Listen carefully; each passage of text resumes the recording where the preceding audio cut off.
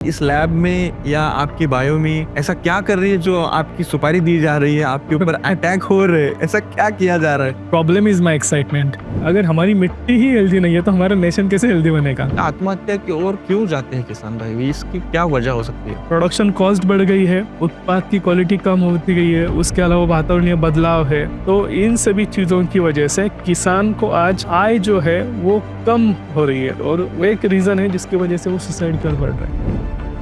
Farmer का major issue है soil. Soil से ही सारी चीजें स्टार्ट होती है और सॉइल को हमने खराब किया। जो भी है सॉइल की वजह से ही है, और अगर मिट्टी जिंदा रहेगी तो ही खेती जिंदा रहेगी। सिंपल भाषा में बताइए कि ये बायोटेक्नोलॉजी क्या है, या जो भी चीज पे आप रिसर्च कर रहे हो सादे भाषा में बताइए। ये सब चीजें जो है ये जैविक संसाधन है जिनका इस्तेमाल हम मनुष्यों का जो जीवन है वो आसान करने के लिए यूज करते हैं। इससे जो टेक्नोलॉजी डेवलप की जाती है उसको बायोटेक्नोलॉजी कहा जाता है। इनोवेशन करने में बहुत एक्साइटमेंट चाहिए। इतनी एनर्जी, मोटिवेशन और एक्साइटमेंट कहाँ से आती है आपके अंदर? बहुत सारी समस्या, और हर एक समस्या के ऊपर एक स्टार्टअप हो सकता है। तो ये प्रॉब्लम मैं अपनी तरीके से इस लैब में सॉल्व करना चाहता हूँ। प्रॉब्लम आपकी एक्साइटमेंट है। जैसे हम बाइक माइलेज देख के लेते हैं, और वो बाइक में एक ग्रीन जोन होता है, अगर उसके नीचे या ऊपर गाड़ी चलाएंगे तो हमें वो माइलेज नहीं देगी। इसी तरीके से हम ये ग्रीन जोन क्या है, उसमें कैसे रहना है, ये किसानों को सिखाते हैं। अलोन ह्यूमन कैन सर्वाइव, को एग्जिस्टेंस ऑफ लिविंग थिंग्स और the survival of each other with the cooperation. इसीलिए इस कंपनी का नाम भी बायोम है। रात में मुझे सहजता से नींद आनी चाहिए कि मैंने जो काम किया है उससे चेंज हो रहा है, और कहीं किसी की हंसी के लिए रिस्पॉन्सिबल हूँ। क्या आप जानते हैं किसान नुकसान में क्यों है? क्या आप जानते हैं किसान फायदे में कैसे आ सकता है? क्या आप जानते हैं रेसिड्यू फ्री फार्मिंग क्या होती है? क्या आप जानते हैं किसान सुसाइड क्यों करता है? दोस्तों, ये सारे सवालों के जवाब आज हम आपके सामने लेके आने वाले हैं। जी हाँ, आज हम अहमदनगर महाराष्ट्र में हैं और ऐसे जगह पे खड़े हैं जहां पे हजारों किसानों ने सीखा है रेसिड्यू फ्री फार्मिंग कैसे होता है और एक अच्छा उत्पादन कैसे लाया जाता है, वो भी कम से कम खर्चा करके खेती में।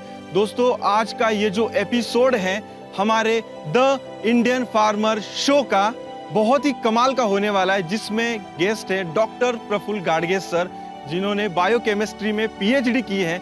वो एक साइंटिस्ट है, इनोवेटर है, एंटरप्रेन्योर भी है। तो ये जो हमारा आज का एपिसोड है दोस्तों, पूरा देखना है आपको। और दोस्तों, फिर से एक बार मैं आपका स्वागत करता हूं हमारे द इंडियन फार्मर शो में।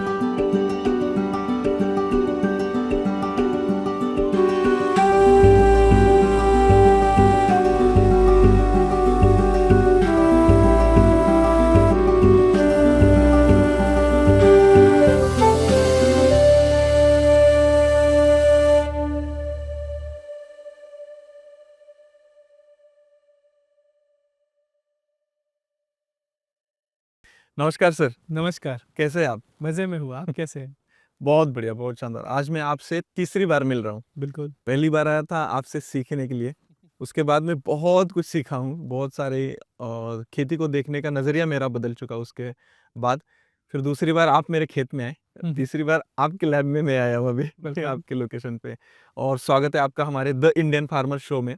तो सर, सबसे पहला मेरा ये सवाल रहेगा, आज मैं आपको थोड़े तीखे, थोड़े मीठे, अलग-अलग टाइप के सवाल करूँगा। तो एक सीरियस सवाल ये है कि हमारे देश में, हमारे महाराष्ट्र राज्य में भी किसान भाई जो है आत्महत्या करते हैं। ये आत्महत्या की ओर क्यों जाते हैं किसान भाई? इसकी क्या वजह हो सकती है? तो किसान पुरखों से खेती करते आ रहे हैं, लेकिन जो भी वो खेती कर, देखिए आप बिजनेस के कंपेयर कीजिए, खेती भी एक बिजनेस है, लेकिन बिजनेस की तरह इसे कभी देखा नहीं गया। बिजनेस में क्या होता है, जो भी जनरेशन आती है ना वो एडवांसमेंट करती है, नई चीज़ें सीखती है, उनको इम्प्लीमेंट करती है, क्या रॉ मटेरियल है, क्या उसकी क्वालिटी है, और सही आउटपुट कैसे देना है, प्रोडक्शन कॉस्ट कम कैसे करनी है। लेकिन खेती को क्या है कि खेती में ये चीज़ें कभी आई ही नहीं, उसको बिजनेस की तरह देखा ही नहीं गया। बराबर। और जो किसान की अगली जनरेशन है, जो नई पीढ़ी है, वो आज भी मुझे खेत में कौन सी बीमारी है पौधों को, क्या इश्यूज है, क्या खाद यूज़ करनी है, इसके लिए आज भी कृषि सेवा केंद्र या कुछ बाहर की चीज़ों पे डिपेंड है। उनको आज भी ये पता नहीं है कि ये मैं फसल ले रहा हूँ तो उसके लिए मुझे किस तरह से आगे प्लानिंग करनी है, किस तरह से कैसे इम्प्लीमेंटेशन करना है। तो ये एक दिक्कत है जिसकी वजह से प्रोडक्शन कॉस्ट बढ़ती है, बराबर। प्रोड्यूस की क्वालिटी गिरती है, और सही प्रॉफिटेबिलिटी रिटेन नहीं हो पाती है। तो ये एक मुझे लगता है कि बात है जिसकी वजह से किसान आत्महत्या की ओर ज़्यादा जाते हैं, क्योंकि प्रॉफिटेबिलिटी नहीं रिटर्न होती है, हम्म तो लॉस बेरिंग बढ़ जाता है। वैसे एटमॉस्फेयर या क्लाइमेटिक कंडीशंस से भी उसको फाइट करना है, वातावरणीय बदलावों से भी उसको फाइट करना है, गवर्नमेंट की लॉज एंड रेगुलेशंस भी है। उसके अलावा ये एक चीज़ है कि they are not aware of what to be use at what time.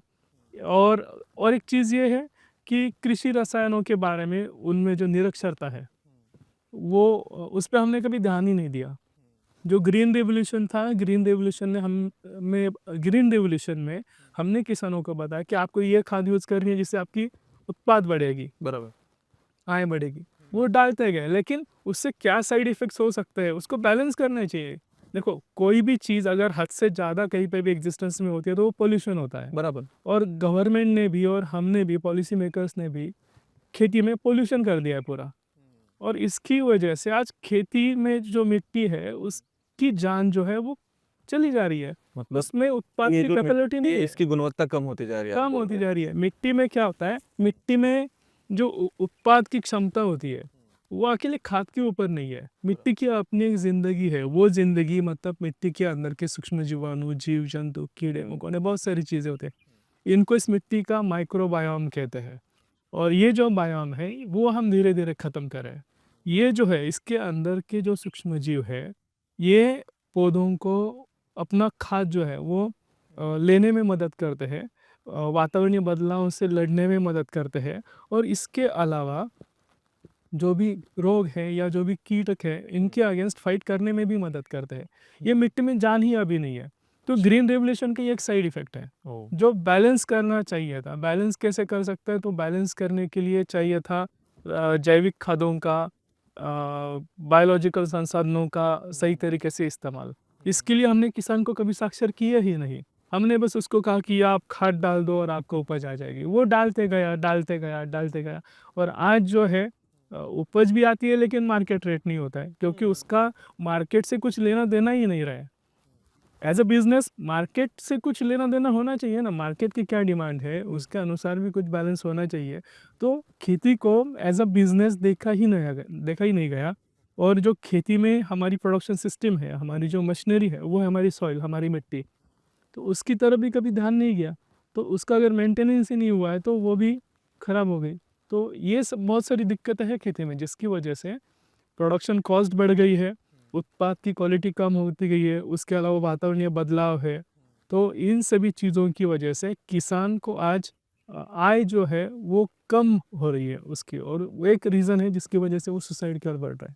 मतलब आपका कहना है कि फार्मिंग प्रॉफिटेबल कम होते जा रही है। हाँ, बराबर है, पैसा नहीं मिल रहा है। इसकी वजह बहुत सारी है, चाहे वो दवाइयों का इस्तेमाल करना हो, या हमारी ज़मीन की गुणवत्ता कम हो गई, या आप बोल रहे हैं कि हरित क्रांति के बाद लोगों को सिखाया नहीं कि किस तरीके से उसको मेंटेन करना चाहिए। करना है। अंधाधुंध फर्टिलाइजर्स का इस्तेमाल हुआ और प्रोडक्शन बढ़ गया बस, यस, लेकिन वो क्वालिटी वाला प्रोडक्शन नहीं बढ़ा।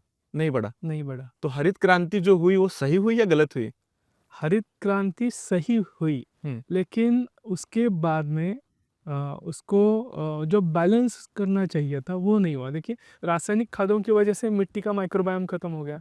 तो उसकी वजह से क्या हुआ, पौधों की जो इम्यूनिटी है, उनकी जो रोग प्रतिकारक क्षमता है, उनकी जो बढ़ने की क्षमता है, न्यूट्रिएंट लेने की क्षमता है, वो कम होती गई। तो ये बात तो आम है कि अब इस क्षमता कम होने के बाद में रोग और कीटकों का प्रादुर्भाव जो है वो बढ़ जाएगा। अगर वो बढ़ता है तो फिर किसानों को क्या यूज़ करना पड़ेगा, पेस्टिसाइड्स, फंजीसाइड्स, अभी तो एंटीबायोटिक्स भी आ रहा है।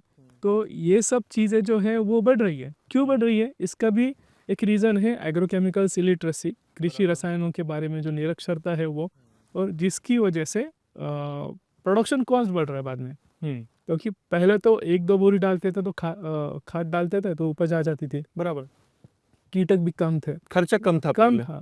मक्के जैसा जो क्रॉप है, फसल है, उसके ऊपर तो पेस्टिसाइड का एप्लीकेशन था ही नहीं। अच्छा, पहले तो नहीं था। तो ज्वार पे भी है, अच्छा, बाजरा पर भी है, जो ट्रेडिशनल हमारे क्रॉप्स है। ट्रेडिशनल क्रॉप्स है, उनके ऊपर भी बहुत सारे पेस्ट हम अभी देख रहे हैं।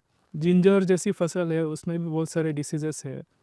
तो ये क्यों है, क्योंकि ये मिट्टी की उपजाऊ क्षमता, जो माइक्रोबियल हेल्थ है, वो रिड्यूस होने की वजह से है। ओके, मतलब आपका कहना ये है कि फार्मर का मेजर इशू है सॉइल, हम्म, और सॉइल से ही सारी चीजें स्टार्ट होती है, और सॉइल को हमने खराब किया। सॉइल से ही हम सब कुछ है, मतलब जो भी है सॉइल की वजह से ही है। जी। और अगर मिट्टी जिंदा रहेगी तो ही खेती जिंदा रहेगी।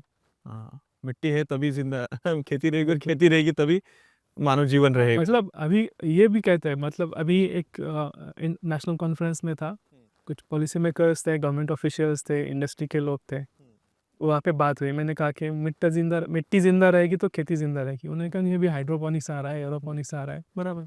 लेकिन ये कहाँ है? इसके लिए जो लागत है, इन्वेस्टमेंट है, वो कॉरपोरेट ही कर सकता है। रिटर्न्स ऑन इन्वेस्टमेंट उसमें अभी भी उतने नहीं है जितना दिखाया जा रहा है। हवा वाली बात है ना वो। हवा वाली बात है। और like in country in India, it is possible in Israel and Saudi Arabia कि वहाँ पे उनकी ज़रूरत है और वो उतना पैसा वहाँ पे लगा सकते हैं। लेकिन हमारे यहाँ पे इतनी सारी खेती है, इतनी सारी ज़मीन है, अच्छी सब बातें हैं, तो हम उस पे एक्स्ट्रा की लागत क्यों लगाए और लॉस में क्यों जाए? वो तो संसाधनों का अपव्यय है। ऐसे मैं कहता हूँ, हमारे पास अभी हमारी मिट्टी है तो उससे ही हम बहुत सारी चीज़ें कर सकते हैं। मार्केट में एक और चीज़ है, अभी मैं पूरे देश भर में घूमता हूँ, वीडियोस बनाता हूँ, मुझे यूथ मिलती है, तो वो बोलती है कि ऑर्गेनिक फार्मिंग करना चाहिए, रेसिड्यू फार्मिंग करना चाहिए, या सस्टेनेबल फार्मिंग करना चाहिए। देखिए, जो मैंने आपको अभी कहा कि हम टेक्नोलॉजी छोड़ के पीछे नहीं जा सकते, राइट?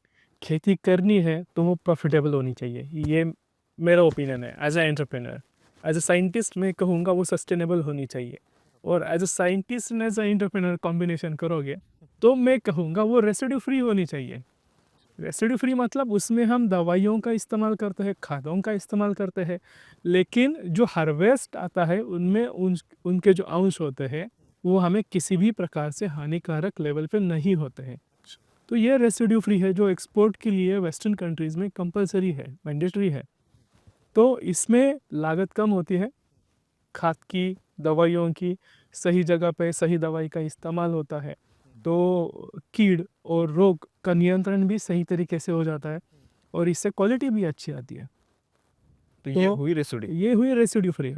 देखिए, रेसिड्यू फ्री जो फार्मिंग है ये सस्टेनेबल फार्मिंग है आज की तारीख में, क्योंकि आप कहीं पे भी जाओ। अभी मैं 2 दिन पहले विदर्भा में था, मैं घाट वगैरह एरिया में था, वहाँ पे ट्राइबल बेल्ट है, लेकिन वहाँ पे एक एनजीओ ने रिपोर्ट दिया है कि वहाँ पे भी माता की दूध में, ह्यूमन मिल्क में they found a traces of glyphosate. ओ बाप रे, जो हम खरपतवार मारते हैं। खरपतवार मारते हैं, अरे यार। और ग्लाइफोसेट नहीं, ऐसे बहुत सारी दवाइयों के ट्रेसेस है।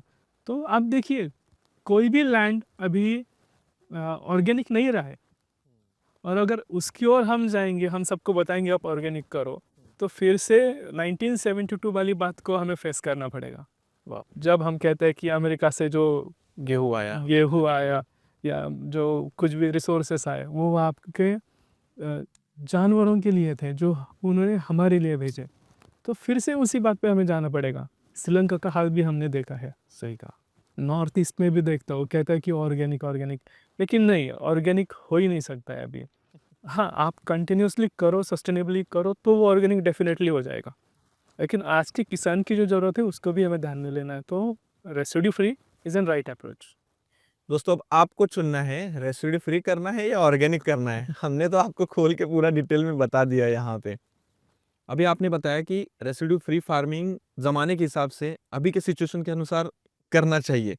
लेकिन एक और कन्फ्यूजन ये है कि जब भी मैं कोई भी साधारण किसान हूँ या पढ़ा लिखा किसान हूँ मिलता हूँ, तो उनका कन्फ्यूजन रहता है कि रेसिड्यू फ्री यानी कि ऐसा करना पड़ेगा क्या, वैसा करना पड़ेगा क्या? तो ये हो सकता है क्या रियलिटी, वो बताइए? रेसिड्यू फ्री बिल्कुल रियलिटी में हो सकता है। रेसिड्यू फ्री मतलब क्या है कि देखिए, हमें जो संसाधन है उनका सही तरीके से इस्तेमाल करना है। मतलब कि कृषि रसायन जो हम पेस्टिसाइड यूज़ करते हैं, जो दवाइयाँ यूज़ करते हैं, उनके साथ एक लीफलेट आता है जिसे लेबल क्लेम कहते हैं, और इस लीफलेट में उस दवाई का सही इस्तेमाल करने की विधि दी गई होती है।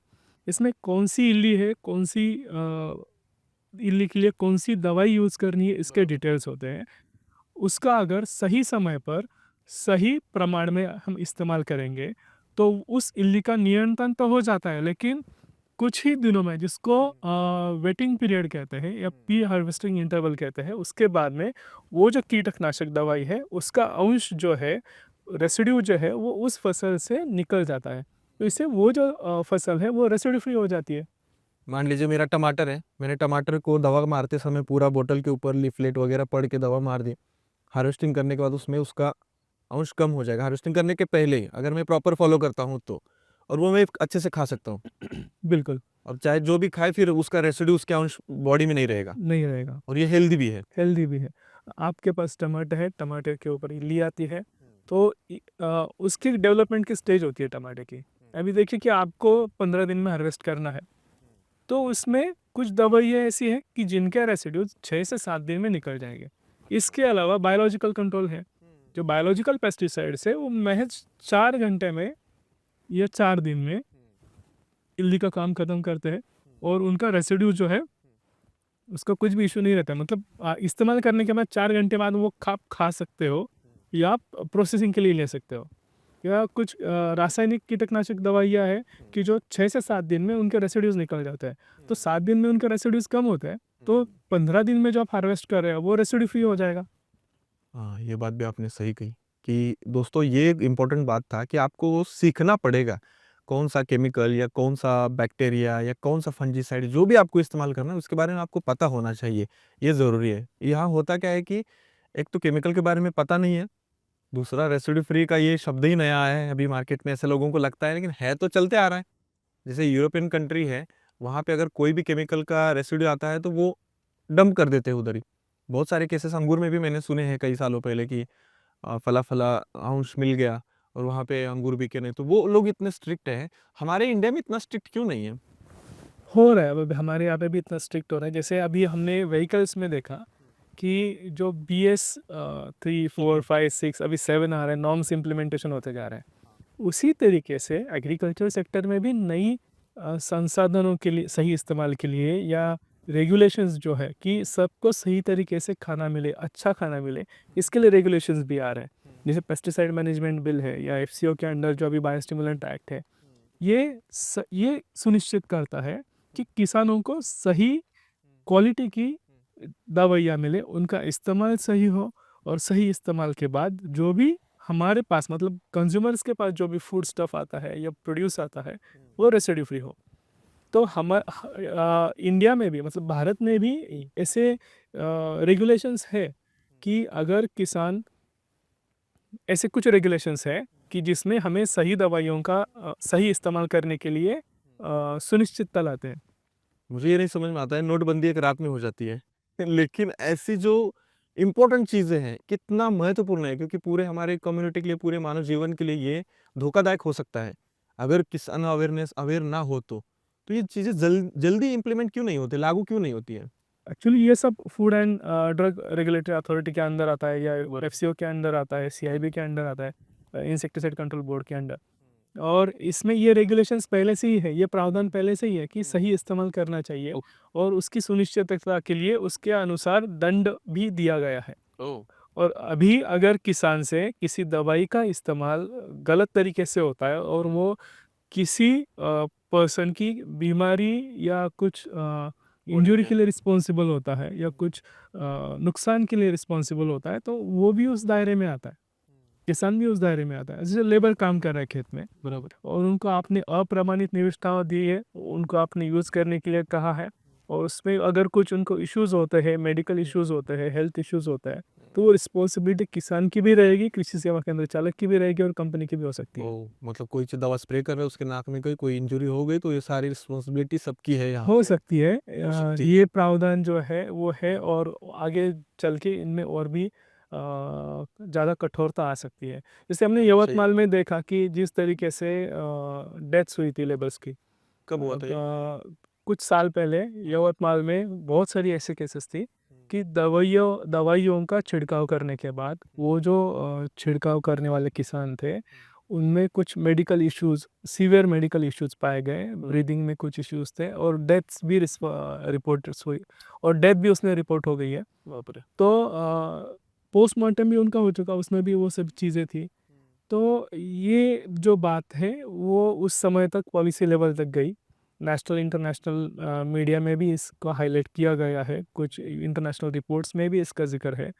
और विदर्भ में ये इश्यूज बहुत सारे थे महाराष्ट्र के। हाँ, बड़ी दुखद घटना थी आपने हम्म। ये बताई, इतने सारे किसानों का एक साथ में डेथ होना, कई सारे आपने बताया कि ये सारा तो किसान भाइयों को है कि फसल लगानी है, उसको ग्रो करना है, उसको बेचना भी है, मार्केटिंग भी करना है। तो किसान भाई किस तरीके से जो है स्ट्रेस मैनेजमेंट करे, मनी मैनेजमेंट करे और प्रॉफिट में आए? देखिए, पहले तो हमें खेती की तरफ एज अ बिजनेस देखना होगा। बराबर। तो ये हमें नेचुरली सब चीज़ें सिखा देता है।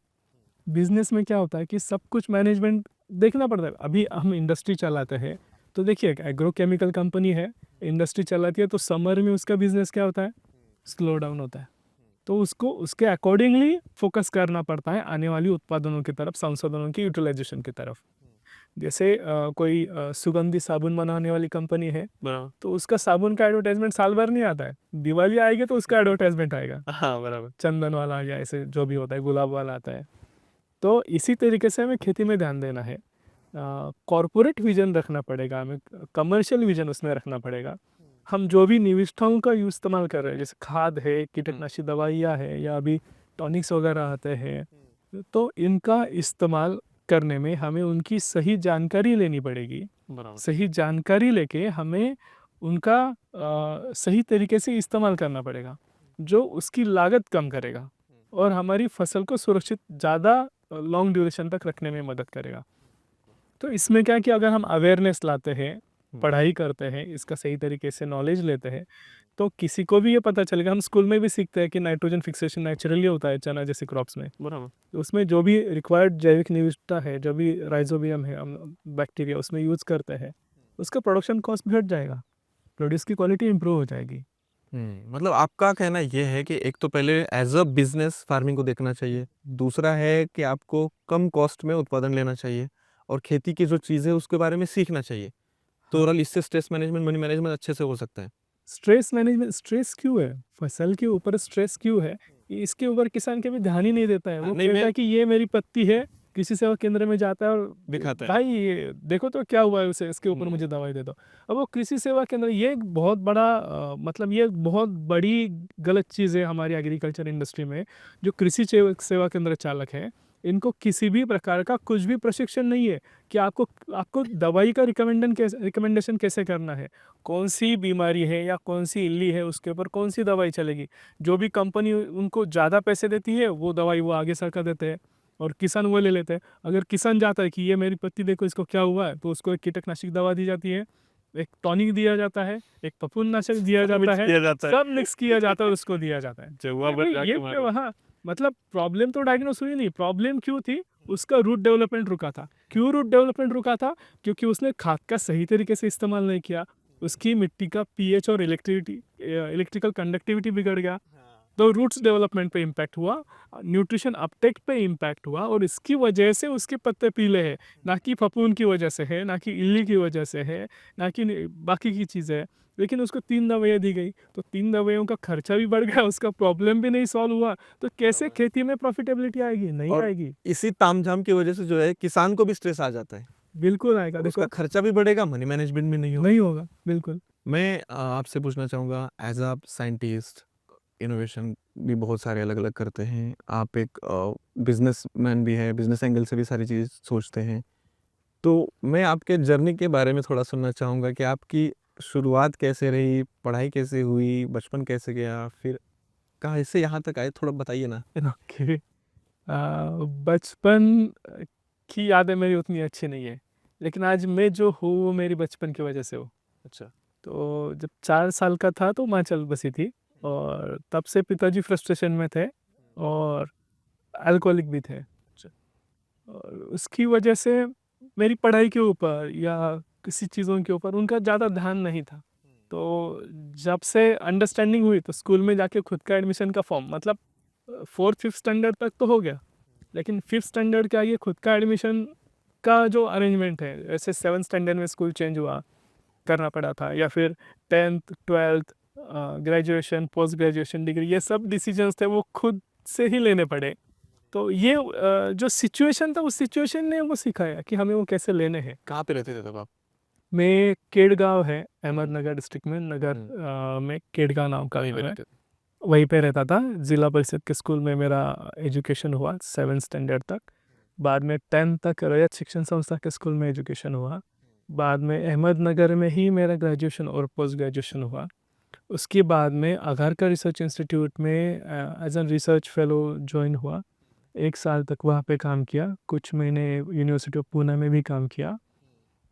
जब काम कर रहा था आघारकर रिसर्च इंस्टीट्यूट में, तो पिताजी चल बसे। फैमिली जो उनकी गवर्नमेंट सर्विस थी, तो उसमें फिर सिलेक्शन हुआ गवर्नमेंट में, irrigation department, irrigation and water resources department में। तो एज ए सीनियर क्लर्क वहाँ पे ज्वाइन किया। मन तो नहीं लगता था, क्योंकि लैबोरेटरी का एनवायरनमेंट पूरा अलग था और वो पैशन था। और जब मैं गवर्नमेंट में आया जॉब करने के, वहाँ पे टेबल थे, कुछ काम था, लेकिन काम ऐसा है गवर्नमेंट में कि नीचे से लेके ऊपर तक आपको कुछ मिलता है तो भी आप काम करते हो, मतलब अदर देन सैलरी। ये मैंने वहाँ पे एक्सपीरियंस किया। सही। और जब अहमदनगर में था तो वहाँ पे दूर दूर से लोग आते थे, किसान आते थे, उनको एनओसीज वगैरह चाहिए रहते थे इरिगेशन से रिलेटेड कुछ कामों के लिए। तो एक बार एक किसान आए अकोला से, कि किसी ने उनको कहा था कि आप डिस्ट्रिक्ट के मेन ऑफिस में जाओ, वहाँ पे आपको एनओसी मिल जाएगी। कुछ ऑफिसर्स ने उनको कहा कि आपको ये XYZ मतलब है, तो आपको इतना इतना देना कुछ पड़ेगा। करना पड़ेगा। हाँ, वो बहुत ही नर्वस थे और मुझे आदत है, मैं चाय बहुत पीता हूँ। तो मैं ऑफिस के बाहर छुट्टी में गया, चाय ले रहा था, तो वो बहुत ही नर्वस दिखे थे। तो ऐसे मैंने पूछा, क्या हुआ बाबा, काय झालं बाबा? "नाही, साहेब आलो होतो इकडे, पण यहाँ पे आया था मैं, ऐसे ऐसे एक कागज़ लेना है जिसकी वजह से कुछ काम रुका हुआ है, कैनॉल गया है पास में खेती के, तो कुछ मिला नहीं उसका, या कुछ बहुत सारी बातें हैं और जो आगे करनी है, लेकिन देने के लिए मेरे पास पैसे नहीं है, अभी वापस जाने के लिए भी मेरे पास पैसे नहीं है, और कल घर से खाना लेके आया था सुबह, तो वो ख़त्म हो चुका है, अब खाने के लिए भी मेरे पास पैसे नहीं है। 55 साल की उनकी शायद उम्र रहेगी। तो वो जब मैंने सुना तो मैंने कहा कि यार मैं ये क्या कर रहा हूँ, मतलब उनको वहाँ पे चाय बिस्किट्स वगैरह दे दिए। फिर ऑफिस में गया, जो भी रिस्पॉन्सिबल पर्सन थे उनको दे के उनका काम करवा के वो डॉक्यूमेंटेशन उनके हाथ में दिया, और वो हंसते हंसते गए। लेकिन मैंने ये देखा कि ये मैं जो कर रहा हूँ, मतलब ये मैं कब तक करूँगा, ये मेरी एजुकेशन का सही इस्तेमाल है नहीं है। तो मुझे मेरी एजुकेशन का सही इस्तेमाल करना है, तो मैं ऐसे हज़ारों लोगों को, हज़ारों किसानों को हंसते हुए देख सकूँगा। बराबर। तो वो उस सिचुएशन के बाद में टर्निंग पॉइंट आया। एट द सेम टाइम यहाँ पे कॉलेज में यूनिवर्सिटी ग्रांट्स कमीशन का रिसर्च प्रोजेक्ट आया था, तो उस पे मैंने इंटरव्यू दिया, सिलेक्शन भी हुआ। लेकिन वो जो प्रोफेसर थे उनका, वो भी कुछ वरीड थे कि आप गवर्नमेंट जॉब छोड़ के आ रहे हो। हाँ। तो आप सोचो, क्योंकि आपकी एक तो आपकी फैमिली जो है वो, मतलब फाइनेंशियली आप स्ट्रेस्ड हो, आपके पास रहने के लिए घर नहीं है, बहन की भी शादी करनी है, तो इन सारी सिचुएशंस में आप गवर्नमेंट जॉब छोड़ रहे हो। तो मैंने कहा सर मैंने ऑलरेडी रिज़ाइन दे दिया है, और फिर then he agreed to the thing, मैंने ज्वाइन कर लिया। ज्वाइन करने के बाद फिर शिफ्ट हो गया, सर का सिलेक्शन हुआ यूनिवर्सिटी औरंगाबाद में, मराठवाड़ा यूनिवर्सिटी में, वहाँ पे गए। और वहाँ पे फिर आगे जो जिनकी लैब में मैंने काम किया, मतलब वो मेरे गाइड थे PhD के, doctor Manvendra Kachole, is think tank of Shetkari Sanghatana, the man who bought computer first time in Marathwada region, and one of the intellectual has post doc abroad. और उनके साथ जुड़ने का मौका मिला मेरी गाइड की वजह से, सर की लैबोरेटरी में काम करना हुआ, सर से जो इंटरेक्शन होते गए, तो मैं वापस लैब से किसानों से जुड़ने लगा। वहाँ पे किस चीज़ का काम चलता था लैब में? प्लांट पेस्ट इंटरेक्शन के ऊपर काम होता था। प्लांट पेस्ट इंटरेक्शन मतलब इल्लियाँ जब प्लांट के ऊपर फीड करती है, तो प्लांट में उनके प्रतिरोध में कुछ क्षमताएं होती है कि जो उनका खाना कम कर देती है और उनको रोक देती है। ओके। तो जिसकी वजह से प्लांट खुद को प्रोटेक्ट कर सकता है। सो नेचुरल डिफेंसेस जो रहता है प्लांट की, जो इम्यूनिटी रहती है, इसके ऊपर आपकी पढ़ाई उसके ऊपर पढ़ाई थी, और मुझे ईओ की ज़रूरत थी पढ़ाई के लिए। तो फिर सर ने मुझे कुछ कॉन्टैक्ट्स दिए, वो बहुत ही प्रोग्रेसिव फार्मर थे तब के और शेतकरी संगठन से जुड़े हुए थे। तो फिर उनसे मिलना हुआ, इल्ली कलेक्ट करने के लिए हम अर्ली इन द मॉर्निंग जाते थे, वो आते थे, हेल्प करते थे। 6:30-7 बजे तक कलेक्ट करनी होती है इल्ली सुबह से।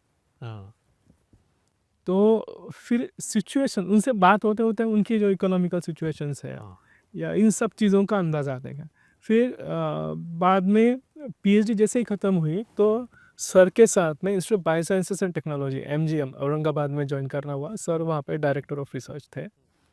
तो हमने उस समय क्या हुआ था, फार्मर सुसाइड बहुत ज़्यादा हो रहा था और इंस्टीट्यूट में एक प्रोग्राम हुआ जहाँ पे एक बहुत बड़ी मराठी सेलिब्रिटी आई थी और उन्होंने कुछ फंड जो इंस्टीट्यूट ने जमा किए थे वो उन किसानों की विधवाओं को दिए गए। Okay, but that was kind of celebration, ऐसे मुझे लगा। इंटेंशन उस प्रोग्राम का सही था, लेकिन मुझे लगा कि ऐसे नहीं होना चाहिए। अगर हम इस पे काम करेंगे कि ये ज़रूरत ही ना है तो क्या करना पड़ेगा, और तभी हमने कुछ मार्केट रिसर्च किया था। जैसे लैब थी, साथ में सर का गाइडेंस था। We have collected some of the inputs, pesticides, fertilisers from the market, सब तरह की कंपनियों के, एमएनसीज के लेके लोकल कंपनियों के। और जब हम वो लेके आए, हमने उनको डायग्नोस किया, तो ये पता चला कि बहुत सारी कंपनियों के फॉर्मुलेशन ही गलत है। मतलब गवर्नमेंट ने दिया है कि आपको ये ऐसे ऐसे करना है ये, इतना कॉन्सेंट्रेशन में ये दवाई होना उसमें चाहिए। चाहिए। दवाइयाँ तो उसमें होती है, लेकिन उसका फॉर्मुलेशन स्टेबल नहीं होता है। तो अगर वो सही साइंटिफिकली डिज़ाइन फॉर्मुलेशन नहीं है तो उसकी इफ़िशियंसी खेतों में नहीं मिलेगी। जैसे कि इमामेक्टिन बेंजोएट है, उसमें कुछ एंटीऑक्सीडेंट स्टेबलाइजर्स डालने पड़ते हैं, तभी वो स्टेबल रहता है। या फिर ऐसी बहुत सारी दवाइयाँ हैं कि जो उस कॉन्सेंट्रेशन में रहेगी, लेकिन इफ़िशियंसी उनकी नहीं मिलती है, फॉर्मुलेशन सही नहीं होता है। तो जब ये सब सिचुएशंस देखी तो ऐसे लगा कि इसके ऊपर काम करना। करना चाहिए। लेकिन देखिए, रिस्पॉन्सिबिलिटीज़ अलग होती है कॉलेज की या जॉब की, बराबर। और मुझे काम करने के लिए फ्रीडम चाहिए था। फाइनेंस तो ऑब्वियसली चाहिए, लेकिन सबसे पहले मैंने फ्रीडम के बारे में सोचा, सर से बात की, जॉब रिज़ाइन किया और अहमदनगर में आके अपने घर के ऊपर एक छोटी सी लैब शुरू कर दी। और उस वहाँ पे हमने कुछ फॉर्मुलेशंस के ऊपर काम किया, कुछ जैविक उत्तेजक बायोस्टिमुलेंट्स के फॉर्मुलेशंस डिज़ाइन किए, और ये फॉर्मुलेशंस हमने कुछ इंडस्ट्री को लेके अप्रोच किया। तो बड़ी इंडस्ट्री ने तो पहले ना कर दिया, छोटी इंडस्ट्रियों ने वो फॉर्मुलेशंस लिए, क्योंकि उनको टेक्निकल सपोर्ट चाहिए होता है, उनकी खुद की R&D होती नहीं है। 90-95% of the industry doesn't have any R&D at all in India related to agrochemicals. तो उन्होंने लिए, उसके रिजल्ट देख के फिर बड़ी कंपनियों ने अप्रोच किया। और इसके अलावा more than 40 plus bio fertiliser, bio pesticides, bio stimulants की फैसिलिटीज़ जो है वो इन इंडस्ट्रीज़ को इस्टेब्लिश करके दी है। तो इस तरीके से काम होते गया, इंडस्ट्री के साथ जुड़ना हुआ, पॉलिसी लेवल पे काम करना हुआ। लेकिन कोविड आया। हाँ। कोविड आया तो जैसे शेकरू फाउंडेशन है या बहुत सारे NGOs है, एग्रोवन है, मेरे लाइव सेशंस बहुत जगह पे हुए, क्योंकि इंडस्ट्रीज जानती थी एज एन टेक्निकल एक्सपर्ट। तो फार्मर्स के साथ जुड़ना हुआ, फार्मर्स के साथ जुड़ना हुआ तो ये पता चला कि अगर फार्मर को आप सही दवाई दोगे भी तो ही उसका इस्तेमाल सही तरीके से कैसे करना है उसको पता नहीं है, is illiterate about the application of agrochemicals. तो उसके बाद में ये भी एक बात सामने आई कि माइक्रोबायोम, मतलब मिट्टी की जो सजीवता है वो भी अभी, मतलब जैसे जुड़ना हुआ, किसान बताते थे, बात होती थी, कुछ बार खेतों में जाना होता था तो देखता था कि बहुत सारा रैम्पेंट एप्लीकेशन ऑफ एंटीबायोटिक्स है। मतलब जो दवाइयाँ ट्यूबरक्लोसिस के ऊपर ट्रीटमेंट के लिए इस्तेमाल होती है, वही दवाइयाँ खेती में किसान अपनी अनार को सेफ रखने के लिए उनको बैक्टीरिया से होने वाली इन्फेक्शन से बचाव के लिए इस्तेमाल करते थे। गवर्नमेंट में अभी वो ट्यूबरक्लोसिस है रोग जिसे कहते हैं, तो गवर्नमेंट में अभी 2-3 साल पहले वो 2 दवाइयाँ बैन कर दी है खेती के इस्तेमाल के लिए। लेकिन और भी ऐसे बहुत सारे एंटीबायोटिक्स हैं जिनका इस्तेमाल खेती में किया जा रहा है। और वो क्यों किया जा रहा है? क्योंकि किसान को उसके इस्तेमाल से होने वाली जो भी परिणाम है उसके बारे में जानकारी नहीं है, क्योंकि वो इलिटरेट है, वो निरक्षर है। और हम क्या कहते हैं, जो हम शहरी लोग हैं, तो हमें तो सब कुछ चमकता चाहिए होता है, और वो चमक वाली जो चीज़ें है ना, वो फिर मार्केट में किसान को डिमांड करते हैं कि आप भी हमें वो चमकता दे दो। हमें अनार चाहिए तो उसके ऊपर एक भी स्पॉट नहीं चाहिए, और एक भी स्पॉट नहीं चाहिए तो किसानों को प्रेशराइज कर देते हैं हम इनडायरेक्टली कि आप इनके ऊपर दवाइयों का इस्तेमाल करो और हमें वो चमकती चीज़ें दो। लेकिन मैं तो कहता हूँ कि फलों के ऊपर दाग अच्छे हैं, क्योंकि अगर दाग है इसका मतलब इसके ऊपर कम रासायनिक दवाओं का इस्तेमाल किया गया है। तो इस तरीके से कोविड तक आपका कोविड आया। तक ये बातें सामने है कि ये रैम्पेंट यूज़ है, फर्टिलाइजर्स का यूज़ बहुत ज़्यादा है, ज़रूरत से ज़्यादा है, रासायनिक कीटनाशकों का, फफूंदनाशकों का, सबका यूज़ बहुत ज़्यादा है। ये आपको ग्राउंड पे जाने के बाद पता चला पता कोविड के चला। टाइम पे, जी हाँ। जब आपके लाइव सेशंस वगैरह चलते थे, किसानों से हाँ। आप बातचीत करते थे। और फिर इंडस्ट्री के साथ जुड़ा था तो तमिलनाडु से लेके मेघालय तक हाँ। घूमना होता है, गवर्नमेंट ऑर्गेनाइजेशंस के साथ भी ट्रेनिंग लेना होता है। तो वहाँ पे ग्राउंड पर मतलब तमिलनाडु में भी सेम सिचुएशन थी, मेघालय में भी वही सिचुएशन थी। अब मेरा ये कहना कि healthy soil equals healthy nation. बराबर। अगर ऐसे नहीं है, अगर हमारी मिट्टी ही हेल्दी नहीं है तो हमारा नेशन कैसे हेल्दी बनेगा? सवाल ही नहीं उठता। मतलब ये जो चीज़ें हैं, ये चीज़ों के ऊपर अब बहुत सीरियसली काम करने की ज़रूरत है। इसके लिए फिर ज़रूरत पड़ी कि मिट्टी की उपजाऊ क्षमता भी हमें जांच करनी आनी चाहिए। मतलब हम ये देखते हैं कि मिट्टी में जान है या नहीं है, ये देखने के लिए कोई भी सिस्टम नहीं है। नहीं, हम सिर्फ न्यूट्रिशन देखते हैं, मिट्टी में न्यूट्रिशन कितना है, बायोलॉजिकल नहीं चेक किया जाता है। नहीं चेक किया जाता है। यार आप वो पहलवान है, उसको मतलब आपकी फसल जो है आप उसको पहलवान बनाना चाहते हो, वो हरी भरी और हट्टी-कट्टी होनी हट्टी चाहिए। कट्टी होनी चाहिए, वेट आना चाहिए फ्रूट्स हाँ। में, राइट? तो उसके लिए आप अगर सिर्फ उसको भूख बढ़ने वाली स्टेरॉइड ही दोगे तो क्या हाल होगा उसका? तो इसमें हमें ये भी जांचना चाहिए कि हम उसको खुराक भी देते हैं, खाद भी देते हैं, तो उसकी उतनी डाइजेस्टिव कैपेसिटी है कि वो सही तरीके से ले सके और उसका सही तरीके से अपनी हेल्थ के लिए इस्तेमाल कर सके। तो ये जो मिट्टी की जैविकता की जांच है, वो करने के लिए कोई भी सिस्टम नहीं है। रेफरेंसिंग किया, यूएस में सिर्फ एक ही कंपनी है, उनका एक प्रोडक्ट है। रेस्ट यूएस यूरोप में इसके ऊपर ध्यान दिया जाता है, लेबोरेटरीज है, उनको फार्मर्स की एक्सेसिबिलिटी है, अरे वाह! लेकिन हमारे यहाँ पे ये किसी के ध्यान में ही नहीं है। अच्छा। हम सिर्फ न्यूट्रिशन टेस्ट करो और उसके ऊपर आप खाद ये दो। अब तो ये हो गया कि न्यूट्रिशन टेस्ट करने के ऊपर एक तो इस्तेमाल सही तरीके से होना चाहिए, लेकिन वो और भी ज़्यादा बढ़ गया। इसमें ये सजीवता नहीं देखी जाती, नहीं देखी ऑर्गेनिक जाती है। कर्व नहीं देखा जाता हाँ। है, बस न्यूट्रिशन टेस्ट किया और उसके हिसाब से डाला है। डाला है, बिल्कुल। तो ये समझने के बाद फिर आप आगे बढ़े। फिर मुझे ऐसा लगा कि नहीं यार, मुझे मेरा डायरेक्शन अभी चेंज करना चाहिए। ये इंडस्ट्री के साथ काम तो ऐसे चलते रहेगा, लेकिन कुछ तो सस्टेनेबिलिटी चाहिए। मेरे आगे के जनरेशन के लिए क्या होगा? देखो, हाँ। कभी भी हम देखते हैं ना कि अगर हमारे पास ज़्यादा नॉलेज है तो वो भी सही तरीके से आपको मतलब शांत नहीं बैठने देता है। नहीं। हर जगह मैं ये फ्रूट देखता हूँ ना, अनार देखता हूँ, तो ऐसे लगता है कि इसके ऊपर कितने कौन से एंटीबायोटिक्स यूज़ किए होंगे, या उस मिट्टी की हालत क्या होगी, उस किसान की फैमिली कितने सारे एंटीबायोटिक रेजिस्टेंस बैक्टीरिया के साथ लड़ रहे होंगी।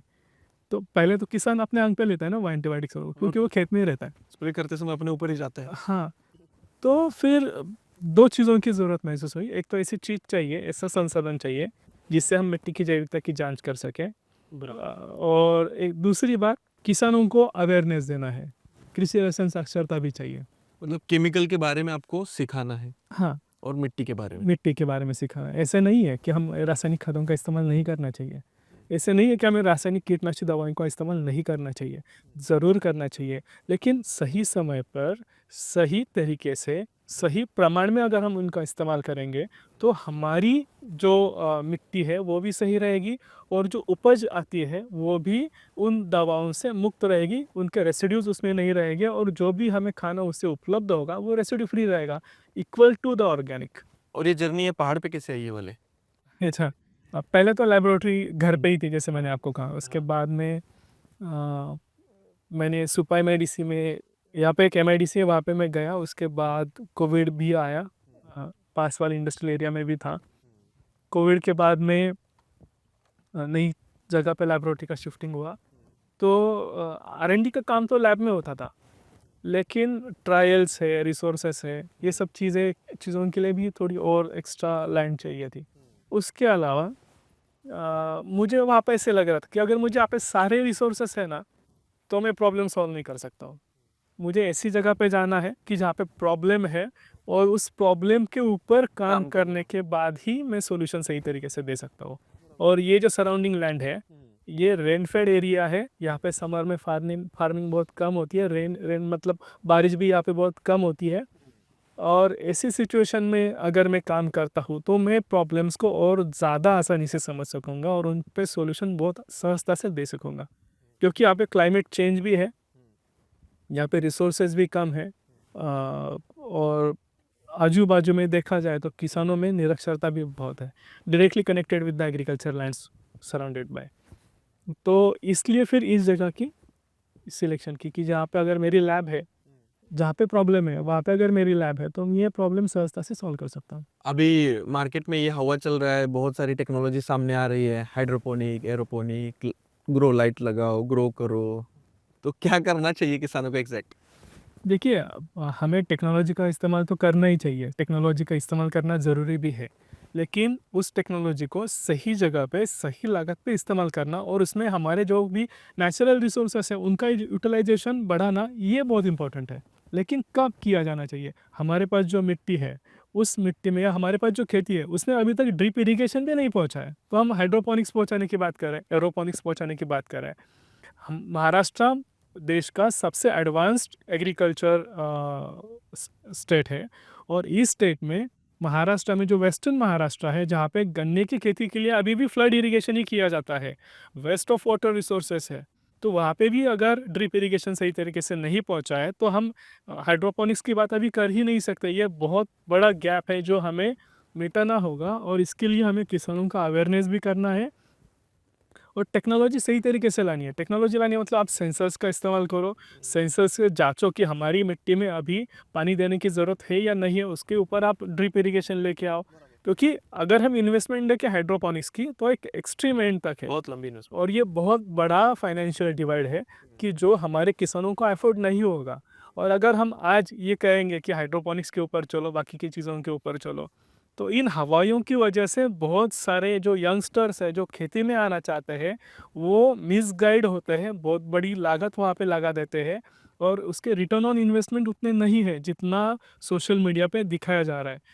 एक आर्टिकल आता है, एक स्टोरी आती है, उसमें बताया जाता है कि ये सॉफ्टवेयर इंजीनियर ने छोड़ी अपनी जॉब और हाइड्रोपोनिक्स के कमा रहा है करोड़ों रुपए।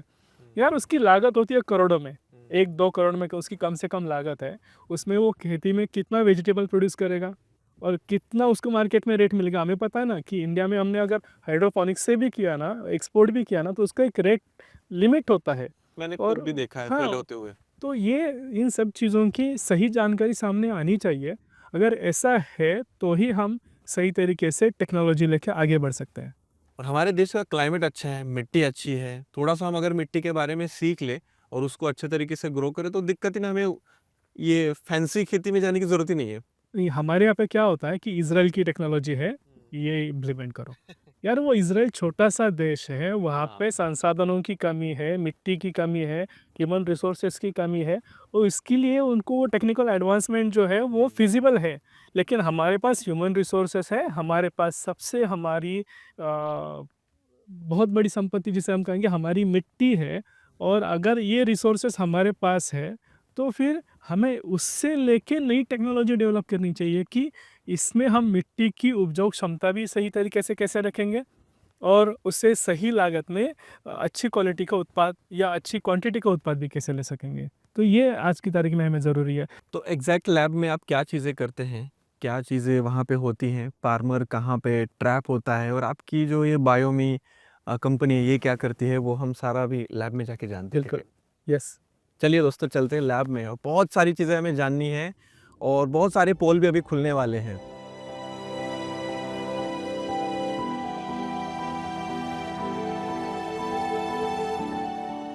सर मेरे हिसाब से आज मैं इस लैब में दूसरी बार आया हूँ।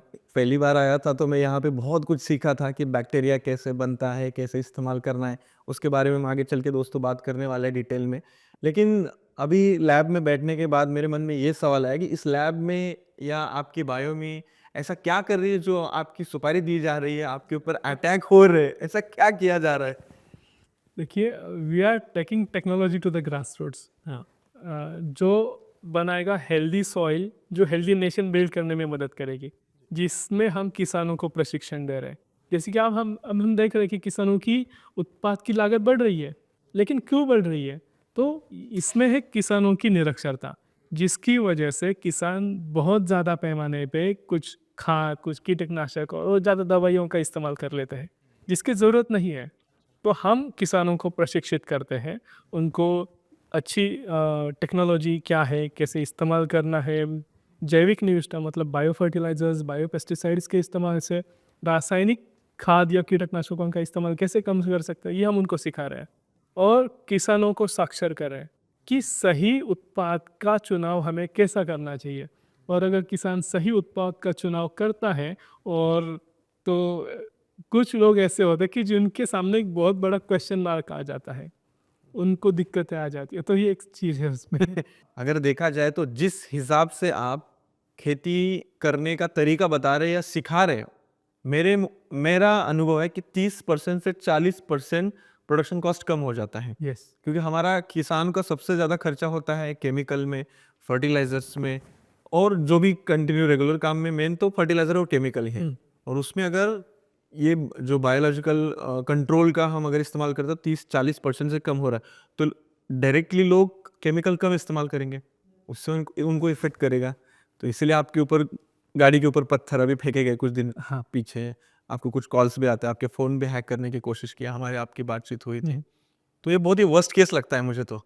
ये this is corporate life. Competition का एक अदर साइड है कि जो सही तरीके से कॉम्पीट नहीं कर पा रहे हैं, या एक अगर मैं किसी को सही रास्ता दिखाता हूँ तो किसी का ना किसी बात में उसका नुकसान होने वाला है। लेकिन इसके अलावा कोई ऑप्शन नहीं है। अगर आज हम मिट्टी की तरफ नहीं देखेंगे, अगर हमारी किसानी, हमारी फार्मिंग आज सस्टेनेबल नहीं होगी तो हम सस्टेन नहीं कर पाएंगे। देखिए जीडीपी, देखिए कोविड में वो -4 था, -23 ऐसे कुछ था, और एग्रीकल्चर अलोन वाज अलोन 4%। तो क्यों सस्टेन किया हमने कोविड में as compare to other countries?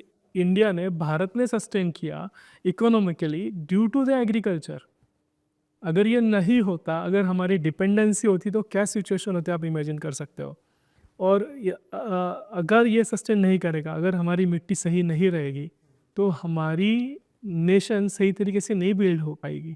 सो वो हम कर रहे हैं, जैसे कि हमारा सॉइलोमीटर है जो मिट्टी की सजीवता का परीक्षण करता है, किसान को आगाह कर देता है कि आपकी मिट्टी में जैविकता कितनी बची है। जैसे कि अभी आपने सॉइलोमीटर के बारे में कहा, तो ये क्या है सॉइलोमीटर? सॉइलोमीटर मिट्टी की सजीवता परीक्षण का एक किट है जो किसान अपनी बांध पर खुद उसकी जांच कर सकता है। जैसे उसके लिए लेबोरेटरी चाहिए, सूक्ष्मजीव का एक सूक्ष्मजीव तज्ञ चाहिए, माइक्रोबायोलॉजिस्ट चाहिए। तो इसके लिए कम से कम 3 दिन लगते हैं, 10,000 रुपये की लागत आती है। तो किसान तो ये खर्चा करेगा नहीं, और करेगा नहीं तो वो पता नहीं कर पाएगा कि मेरी मिट्टी में जैविकता कितनी बची है, मैं और कितना आगे बढ़ सकता हूँ। तो सॉइलोमीटर जो है वो सॉइल माइक्रोबियल हेल्थ एनालिसिस करवाता है। सॉइल माइक्रोबियल माइक्रोबायोम जो है वो सफिशिएंट है या नहीं है, उसकी जानकारी किसान को देता है।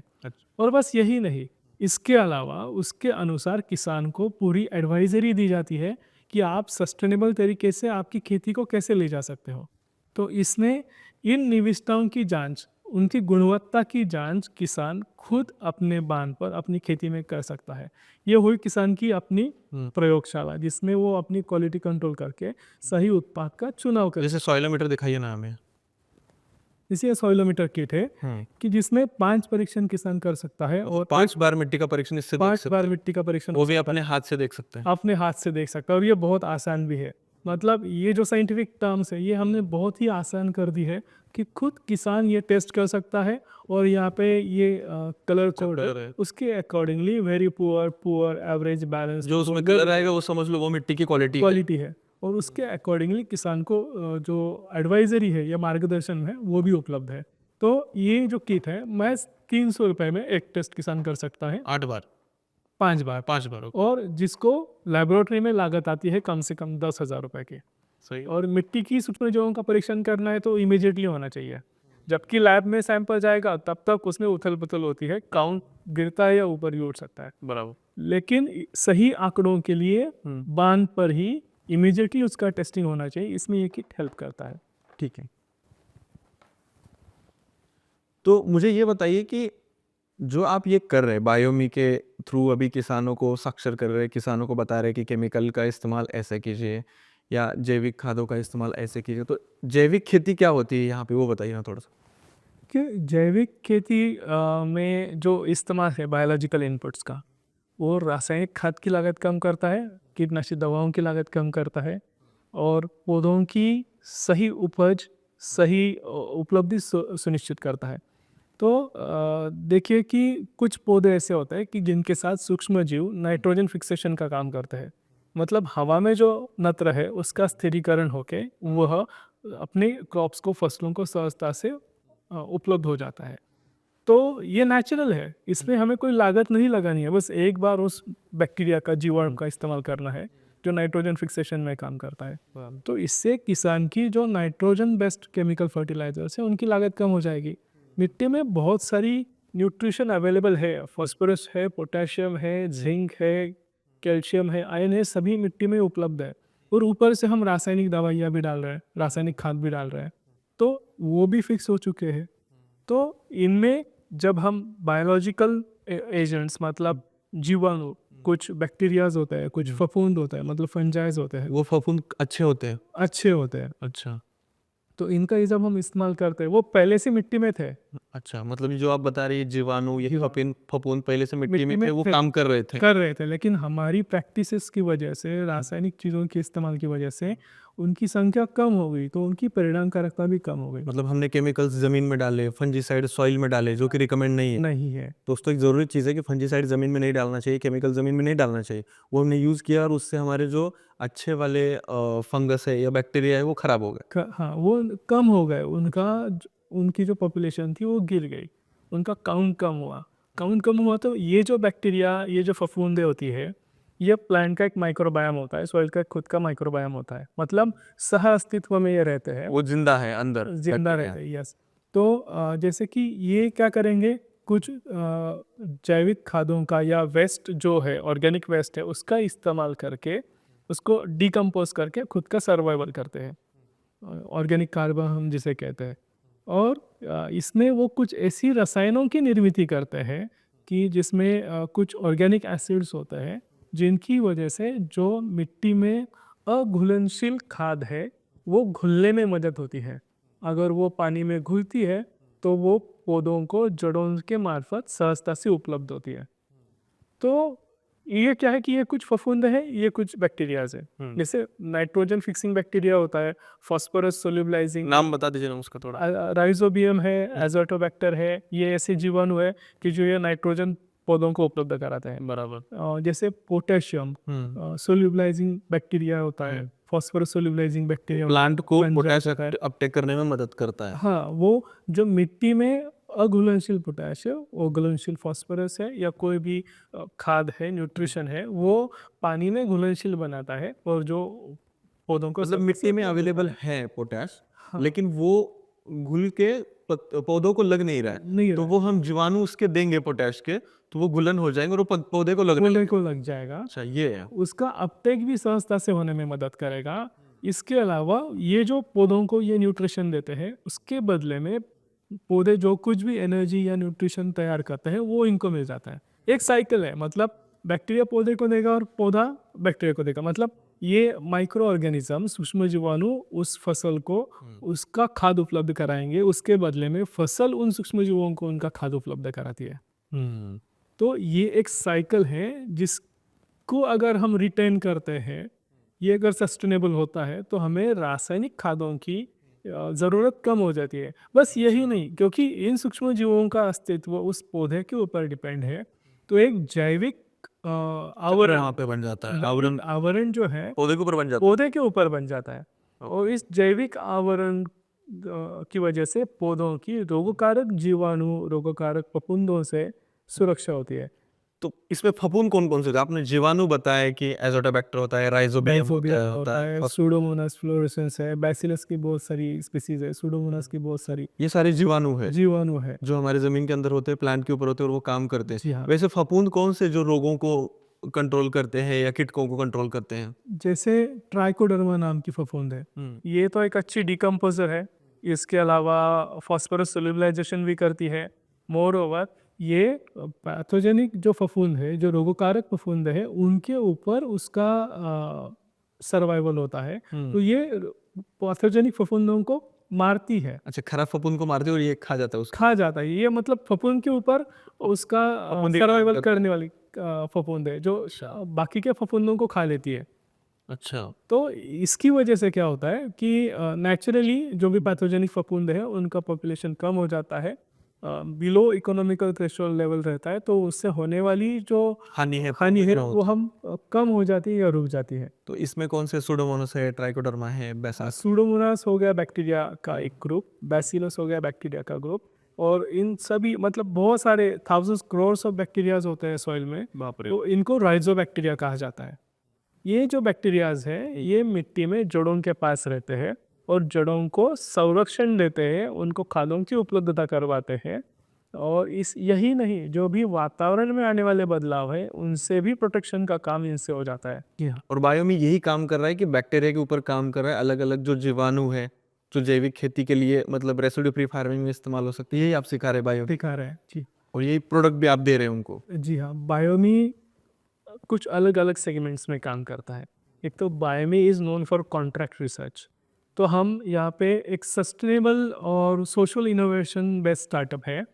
तो हम कॉन्ट्रैक्ट रिसर्च में जब भी बायोलॉजिकल्स की बातें आती है तो हम एक रेसिड्यू फ्री तरीके से काम करने वाली संरचनाएं, फॉर्मुलेशंस, या फिर इफ़िशिएंट क्लाइमेट चेंज को अडाप्ट करने के लिए या फिर उससे बचने के लिए जो भी ज़रूरतें होती है, ऐसी जैविक संसाधनों की मदद से जो भी उत्पाद की जाती है उनकी रिसर्च हम यहाँ पे करते हैं।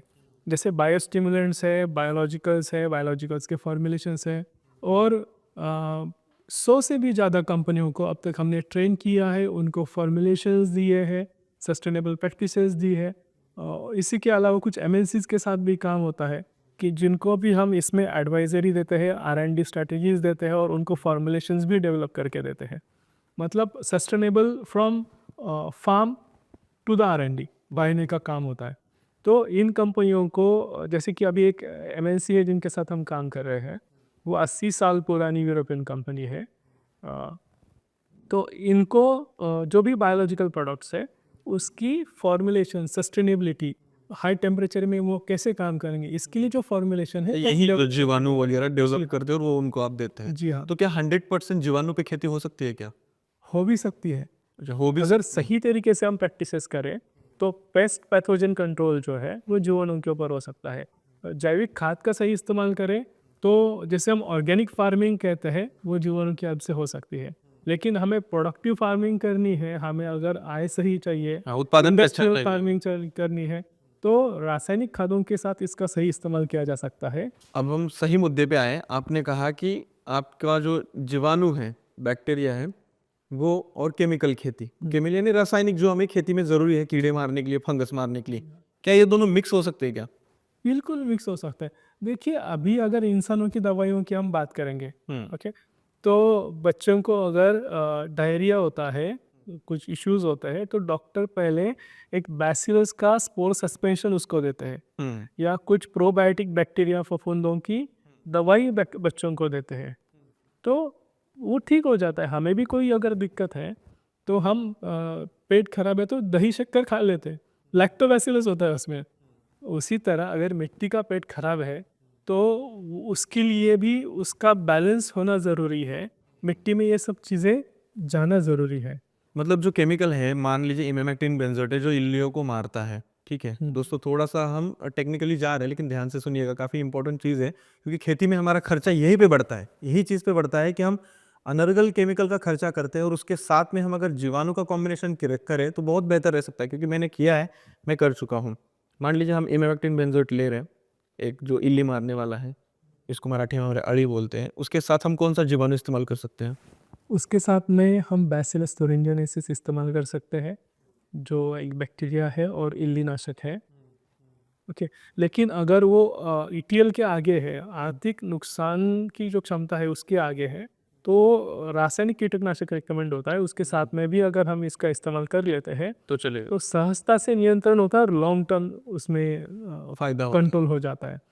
तो यही चीज़ क्या हमें 50 साल 60 साल पहले थी क्या, या अभी भी मार्केट में है क्या, जो लोगों को अभी तक पता नहीं है कि जीवाणुओं का इस्तेमाल करके हम हमारी फंगस या इंसेक्टिसाइड कंट्रोल कर सकते ये 50-60 साल पहले की बात नहीं है, ये करोड़ों साल से है। हैं? अच्छा, हमारे जमीन में planet है, में है, घर में। ज़मीन में है, और ये खुद कंट्रीब्यूट करते आ रही है ह्यूमन सस्टेनेबिलिटी में, हमारी फार्मिंग में, जिसकी वजह से हम आज तक खेती करते हैं। ये मैं कुछ 50-60 साल के बाद में हमारी मिट्टी खराब होना शुरू कर दी, जब हमने उसमें देखिए फिर से अंधाधुंध फायरिंग किया। अंधाधुंध किया। हाँ, इतनी ज़रूरत नहीं थी, जितना ज़रूरी है उतना डाल देते तो वो सस्टेनेबल हो सकती है। मतलब हम लोग ग्रीडी हुए, लालची हुए हम लोग हाँ बिल्कुल। उत्पादन के मामले में। हाँ, ये हमें ह्यूमन पैसा नेचर है, एक्सप्लॉयटेशन इज ह्यूमन नेचर। हाँ, हम लालची हुए कि हमें उत्पादन ज़्यादा चाहिए, इसके लिए हमने केमिकल या फर्टिलाइजर्स का इस्तेमाल ज़्यादा किया, हद से ज़्यादा। जी हाँ इसकी वजह से ज़मीन खराब हो गई, जी और ज़मीन खराब हुई है तो अभी हमें यहाँ पे जीवाणु बैक्टीरिया का इस्तेमाल करना चाहिए और उसको उपजाऊ बनाना चाहिए। बिल्कुल। और यही बायो में आपका काम कर रही है कि बैक्टीरिया। कर रही है। तो अभी तक आपने कितनी प्रजातियां डेवलप की हैं जो किसानों के फायदेमंद है?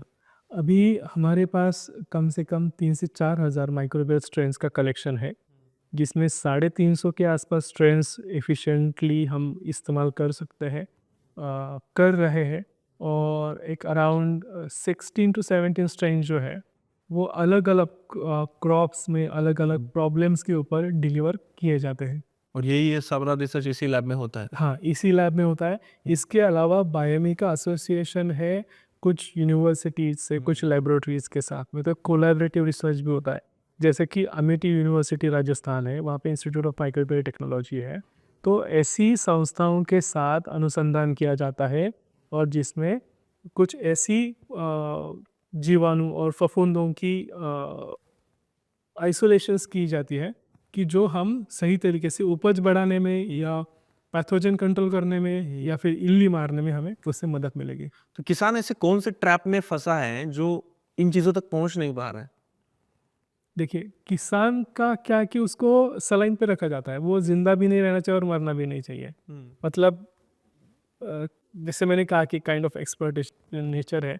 उसके अलावा एक दूसरी जो चीज़ है जो उसमें फंसाए रखती है, वो है उसकी इलिटरेसी। उसको खेती में कब कहाँ क्यों इस्तेमाल करना चाहिए इसके बारे में कुछ भी नॉलेज नहीं है। ऐसा कोई ट्रेनिंग नहीं है, ऐसा कोई प्रशिक्षण नहीं है। अगर नहीं है तो उसकी अब तक देखिए, मैंने पिछले अभी थोड़ी देर पहले भी एक बात कही थी कि पुरखों से किसानी करते आ रहे हैं, फिर भी हम दुकान में जाके पूछ रहे हैं क्या खाद डालनी चाहिए, हमें कौन सी दवाई का इस्तेमाल करो। उसकी जानकारी लेना ज़रूरी है। और ये न होने की वजह से रैम्पेंट और ज़्यादा यूज़ हो जाता है कुछ चीज़ों का, जिसकी वजह से उसका नुकसान बढ़ जाता है। मतलब फार्मिंग में कंसल्टेंसी का ट्रेंड आया है। हाँ, कोई कंसल्ट आता है, ये बताता है, वो दुकानदार के पास जाता है, उसी कंसल्टेंट की दवा उस दुकान में रखी रहती है, और उस ट्रेंड की वजह से वो दवा वहाँ से खरीदता है और फिर छिड़काव करता है, और वो खर्चा भी बढ़ता है और वो फ्रीक्वेंसी बढ़ती जा रही है, मैं देख रहा हूँ। लेकिन देखिए, महाराष्ट्र में ये ट्रेंड बहुत ज़्यादा है, बाकी के स्टेट्स में भी फैला गया है। अभी जैसे मैं राजस्थान गया था, वहाँ पे अनार की खेती है, तो महाराष्ट्र से कुछ कंसल्टेंट वहाँ पे जाते हैं, उनको एडवाइजरी देते हैं और उसके ऊपर वो अनार की खेती कर लेते हैं। उनकी प्रोडक्शन कॉस्ट है 2.5 to 3.5 लाख पर एकड़, 2.5 लाख रुपए। 2.5 से 3.5 लाख तक। और प्रॉफिटेबिलिटी तो बिल्कुल नहीं है, ऊपर से कंटिन्यूसली डिसीज और बढ़ता जा रहा है एक साइड में। बढ़ता जा रहा है।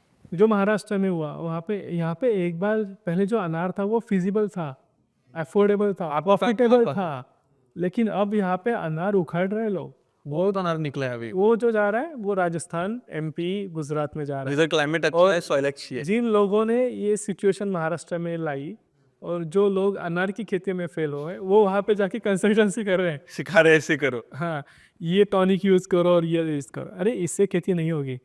खेती के लिए हमें जानकारी चाहिए कि क्या डिसीज़ है, क्या पेस्ट है, क्या पैथोजन है। बायोमी is one of the only startup in India कि हम यहाँ पे जो किसान हमसे जुड़े हुए हैं, उनके मिट्टी में, उनकी फसल में क्या दिक्कत है, अगर वो सॉल्व नहीं होते तो हमारे पास सैंपल भेजते हैं, हम उसका डायग्नोस करते हैं, उसमें फफूंद की बीमारी है या उसमें सूत्रकृमि मतलब नेमाटोड्स है या फिर मिट्टी का पीएच इसी बिगड़ा हुआ है या कुछ और दिक्कत है, ये डायग्नोस करते हैं और उसके अकॉर्डिंग ही उनको बताते हैं। प्रिसीजन बेस्ट एडवाइजरी दी जाती है, मतलब प्रिसाइज एडवाइजरी कि ये प्रॉब्लम है, इसके ऊपर आप बस यही चीज़ का इस्तेमाल करो। हाँ, जैसे डॉक्टर पूरा ब्लड टेस्ट करता है, पूरा टेस्टिंग करता है डॉक्टर, बिल्कुल। और फिर बताता है कि भाई ये फला फला जी हाँ। चीज़ करो। फार्मिंग में ऐसा नहीं है, कुछ हुआ जो पर लेके आओ, और डालो दुकान में जाएगा, वेट करो। दुकानदार तो खेत में जाता नहीं है, उसको हाँ। प्रॉब्लम पता नहीं होती है। तो वो एक जैसे आपने भी देखा कि एक कीटकनाशक की दवाई, एक फफूंदनाशक, एक टॉनिक और एक बैक्टीरिसाइड भी है। तो ये 4 दवाइयाँ देगा, कॉम्बिनेशन करके डाल दो। यार उसका खर्चा कितना बढ़ जाता है। तो जब हम यहाँ पे डायग्नोस करते हैं, हमें पता चलता है कि वहाँ पे जो ग्रोथ रुकी हुई है, फसल की डेवलपमेंट रुकी हुई है, वो निमेटोड्स की वजह से है। तो हम उनको एक पैसिलोमाइसिस नाम का फफूंद है जो नेमेटिसाइड के तौर पे काम करता है, नेमेटोड्स को कंट्रोल करता है। उसके अलावा ट्राइकोडर्मा भी यही काम करता है। तो ये इस्तेमाल करने की एडवाइजरी देते हैं और वो इसका इस्तेमाल करते हैं तो नेमेटोड कंट्रोल में आ जाता है, मिट्टी भी सही तरीके से रहती है और ये बायोलॉजिकल चीज़ों का एक एडवांटेज है। लेकिन एमपी है, यूपी है, साउथ इंडिया है, नॉर्थ इंडिया है, बहुत सारा एरिया है जहाँ लोगों को इसके बारे में पता नहीं चल रहा है, तो वो कैसे पता करें इस चीज़ के बारे में? इसके लिए कृषि रसायन साक्षरता जो प्रशिक्षण है वो हिंदी में भी लेके आ रहे हैं। तो इसके लिए हम ये सोच रहे हैं कि आप जैसे जो रिसोर्सेस है इनके साथ जुड़ के ये पूरे देश भर में कैसे लेके जाए। जैसे अभी दिल्ली में जब लोगों ने देखा कि किसान था, अवार्ड ले रहा था, तो वो बात कर रहा था कृषि रसायन साक्षरता की। इसकी वजह से मुझे अच्छी उपज, अच्छी लागत, कम लागत में अच्छी उपज आई है और अच्छी उपलब्धि हुई। जैसे कि अदरक के किसान हैं, वह 30 से 50 हज़ार तक का उनका इन्वेस्टमेंट रहा। 1 एकड़ का 50,000 1 एकड़ का मैक्सिमम 50 उसका आप केमिकल फर्टिलाइजर्स का और जीवाणु का बता रहे टोटल कंप्लीट, यस। हैं। और ऑन एन एवरेज 80 to 90,000 तक का उसका ओवरऑल एक्सपेंसेस था। 1 लाख रुपए 1 लाख रुपए हम पकड़ सकते हैं और उसको 1 एकड़ में कम से कम 8 से 10 लाख तक की प्रॉफिट हुआ इतना लंबा? हाँ, बाप रे। और ये रिकॉर्डेड है, साइंटिफिकली टेक्निकली सब चीज़ें रिकॉर्डेड है। सब उसमें ड्रिप इरिगेशन छोड़ देंगे, छोटा मोटा चीज अगर छोड़ देंगे तो केवल फसल लगाना और निकालने तक का 1 लाख रुपए तक खर्चा 1 लाख होगा, का सिर्फ भी उसी का होगा। जी हाँ। नहीं कमेंट्स अभी आएंगे कि 1 लाख में कहाँ अदरक होता है। नहीं, पहले देखिए अदरक का रेट क्या था, 3,000-4,000 रुपये का अदरक को रेट मिल रहा था पर क्विंटल। बराबर। लेकिन अभी पिछले 3 सालों में अदरक ने आसमान छू लिया उसकी कीमतों में। 22 से 23,000 रुपये का अदरक। 100 रुपए किलो गया है, हाँ, 150 रुपए फार्म से भी गया था। फार्म से गया। अभी हमारे जो किसान हैं, बेंगलोर से लेके कहीं कहीं से उनको इंक्वायरीज आ रही है, सैटेलाइट से उनकी फार्म को नापा जा रहा है, उनकी हेल्थ चेक की जा रही है और उनको उनकी जो अदरक है एज अ सीड के तौर पे रिक्वायरमेंट है उन कंपनीज को कि आप आपकी अदरक जो है वो मैं एज अ सीड दे दो। क्यों है? क्योंकि उन्होंने एग्रोकेमिकल लिटरेसी का ट्रेनिंग लिया, कृषि रसायन साक्षरता प्रशिक्षण, और उसकी बाद में जो भी हमने उनको एडवाइजरीज दी, बायोलॉजिकल्स, केमिकल्स, ये सब चीज़ों को कैसे मिक्स कॉम्बिनेशन करना है, कौन से में क्या करना है, कॉम्बिनेशन कैसे इस्तेमाल करना है। आप मतलब ओवरऑल अगर देखा जाए तो इस चीज से, इस आपके मूवमेंट से ये हो रहा है कि कॉस्ट ऑफ प्रोडक्शन कम हुआ, उत्पादन बढ़ गया। उत्पादन मेंटेन रह गया और उसकी क्वालिटी इम्प्रूव हो गई। मतलब यूरोपियन स्टैंडर्ड्स के अनुसार उनकी अदरक रेसिड्यू फ्री हो गई। हाँ। मतलब जब मैं भी एक्सपोर्टर्स को भी एडवाइजरी देता हूँ तो एक्सपोर्टर्स की डिमांड थी अदरक चाहिए, लेकिन वो मानने के लिए तैयार ही नहीं थे कि यूरोपियन स्टैंडर्ड्स के अनुसार ये अदरक जो है वो रेसिड्यू फ्री हो सकती है। वो चेक किया प्रॉपर आया। हाँ, हमारी जो महाराष्ट्र में वाशी में लेबोरेटरी है, नेशनल बल्क होल्डिंग कॉरपोरेशन की लेबोरेटरी में हमने इन किसानों के सैंपल्स भेजे थे, जिसमें अदरक था, जिसमें प्याज था और कुछ चीज़ें थी, अनार था, और ये सब रेसिड्यू फ्री हो चुके हैं और लागत कम। अनार में लागत तो कितनी आती है हमें पता है, इस किसान की लागत आई 70,000 रुपीज़ और उनको प्रोडक्टिविटी जो आई, मतलब उनको प्रॉफिटेबिलिटी हुई वो 7.5 से 8 लाख तक कम से कम। प्याज में 30 से 35 हज़ार तक की लागत आई और रेट अच्छा मिलने की वजह से उनको प्रॉफिटेबिलिटी आई। तो हम किसानों को ये भी गाइड करते हैं कि आपको मार्केट से कैसे जुड़ना है, उसके अनुसार कौन सी फसल की लागत करनी है। तो इससे क्या होता है कि उनको प्रॉफिटेबिलिटी बढ़ने की जो पॉसिबिलिटी है वो बढ़ जाती है। इसके अलावा उनकी जो प्रोड्यूस है, अभी देखिए फिर से अदरक की रेट नीचे आ गई है। हाँ 20-25 रुपए आ गए। 20-25 रुपये आ गया, जो 100-150 रुपये थी। लेकिन हमारे जो किसान है बायमी के, जो ट्रेंड फार्मर्स हैं, उनकी अदरक को पूरे देश भर में से एज अ सीड के लिए अदरक की रिक्वायरमेंट है, क्योंकि उनकी अदरक पूरी बायोलॉजिकल बेसिस पे है, कम्प्लीटली रेसिड्यू फ्री है और जितना अच्छा बीज रहेगा उतना अच्छा उत्पाद रहेगा, हाँ। ये सब पता है। तो सीड के लिए, रेप्लिकेशन के लिए उनसे डिमांड हो रही है पूरे देश भर से कि हमें आपकी जो अदरक है वो सीड के लिए चाहिए, आप हमें रेट बोल दो। तो 80 रुपए से लेके 110 रुपए तक का रेट उनको मिल रहा है। सीड के लिए वो जा रहा है इतना क्वालिटी सीड। उत्पादन करने के बाद। और आज के ज़माने के हिसाब से तो ये खेती करना ज़रूरी है। भले आप एक्सपोर्ट करो ना करो वो अलग बात है, लेकिन हम इंडियन मार्केट में ही अगर लोगों को बता दें भाई ये रेसिड्यू फ्री है, एक खाने वाली चीज़ है, और उसको अच्छे से पैक करके अगर बेचेंगे तो इतनी पॉपुलेशन है हमारी, क्यों नहीं अच्छा बिकेगा। देखिए अभी कुछ दिक्कत हम देखते हैं, बाजार में भी देखते हैं। मतलब जैसे भी मैं खुद जाता हूँ मार्केट में सब्जी लेने के लिए, उससे कुछ इनपुट्स भी आता है जो मुझे मेरे काम करने में हेल्प करता है। तो एक अगर आप देखेंगे अंगूर जब बाजार में आते हैं तो अंगूरों की तरफ देखने का एक कंज्यूमर का या किसी गृहिणी का नज़रिया ना अलग होता है। वो बहुत ही सस्पिशियस व्यू से देखता है उसको। इसके ऊपर बहुत ज़्यादा स्प्रे हुए। बहुत ज़्यादा दवाइयों का इस्तेमाल पता है, वो जो वाइट लेयर होता है ना, वो तो नेचुरल है, वो वो तो तो natural दवाइयों की वजह से नहीं है। वो उसने खुद लेकिन तैयार किया है। किसान रील बनाते हैं, डालते हैं हम ये स्प्रे कर रहे हैं वो कर रहे हैं, और ऊपर से जो भी रिपोर्ट्स आ रहे हैं, जो भी रेसिड्यूज फाइंड आउट हो रहे हैं, हमारे कंटेनर्स रिजेक्ट हो रहे हैं, तो इसकी वजह से लोगों में आशंकाएं बहुत बढ़ गई है। क्योंकि हम खुद भी हमारी सेहत के लिए बहुत ज़्यादा कॉशियस होते हैं, वैसे सभी लोग होते हैं। हो रहा है अभी कोविड के बाद से। तो बनाना है या ग्रेप्स है या एप्पल है, सब चीज़ों वो ऐसे कॉशियसली सस्पिशियसली देख लेते हैं, क्योंकि मार्केट में से कुछ लिक्विड्स मिलते हैं वो भी वॉशिंग के लिए यूज़ करते और हैं। कुछ लोगों ने तो खाना बंद कर दिया है। हाँ। मतलब कुछ लोग बहुत सारा सोचते हैं हम अंगूर नहीं खाएंगे। नहीं खाएंगे बिल्कुल। दोस्तों इस पॉडकास्ट के इस शो के जरिए हम आपको बताना चाहते हैं, मैं तो दरख्वास्त करता हूँ आपको कि जो भी वो वैक्स है वो अंगूर ने खुद बनाया।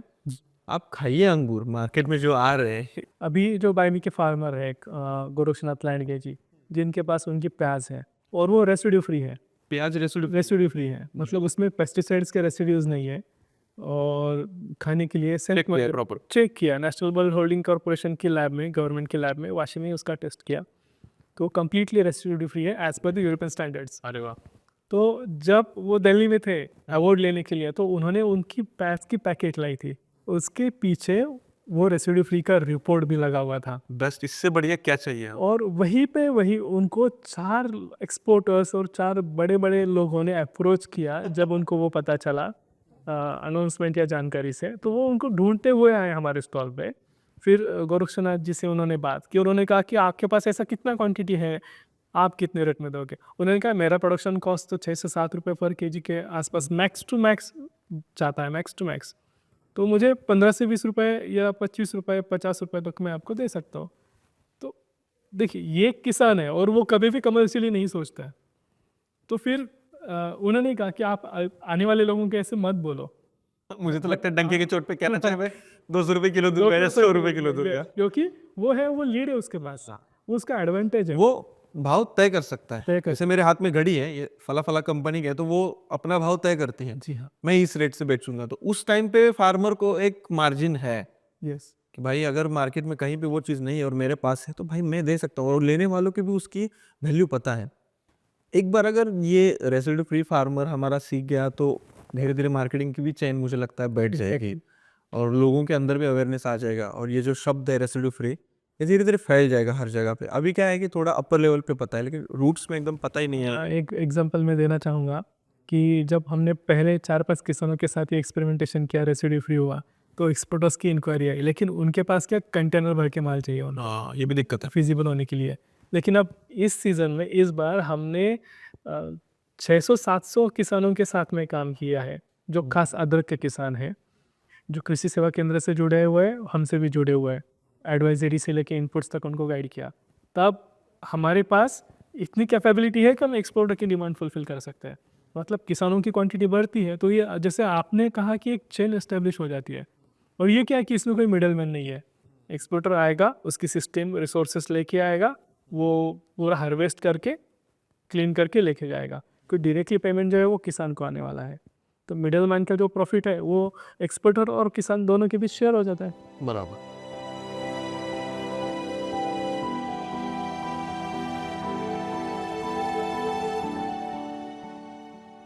सर यहाँ पे इतना सारा रिसर्च हो रहा है, इतने सारे प्रॉब्लम्स के सॉल्यूशंस निकल रहे हैं, तो हमारे जो देश से सारे अभी आपको इंडियन फार्मर्स देख रहे हैं या फार्मिंग छोड़ के बाहर के भी लोग देख रहे हैं, उनको सिंपल भाषा में बताइए कि ये बायोटेक्नोलॉजी क्या है, या जो भी चीज़ पे आप रिसर्च कर रहे हो सादे भाषा में बताइए। देखिए, बायोटेक्नोलॉजी सुनने में तो बहुत डिफिकल्ट वर्ड लगता है, लेकिन बायोटेक्नोलॉजी का मतलब है हमारा जीना आसान करना जैविक संसाधनों की मदद से।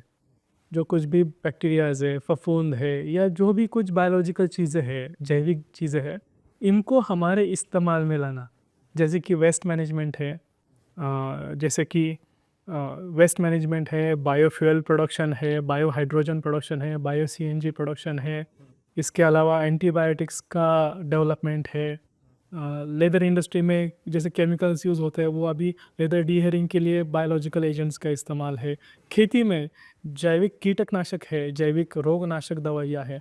तो ये सब चीज़ें जो है, ये जैविक संसाधन है जिनका इस्तेमाल हम मनुष्यों का जो जीवन है वो आसान करने के लिए यूज़ करते हैं। इससे जो टेक्नोलॉजी डेवलप की जाती है उसको बायोटेक्नोलॉजी कहा जाता है। अच्छा, और यही सारा रिसर्च यहाँ पे होता है। होता है, यस। दोस्तों, आपको समझ में आ गया होगा कि बायोटेक्नोलॉजी क्या है सिंपल भाषा में।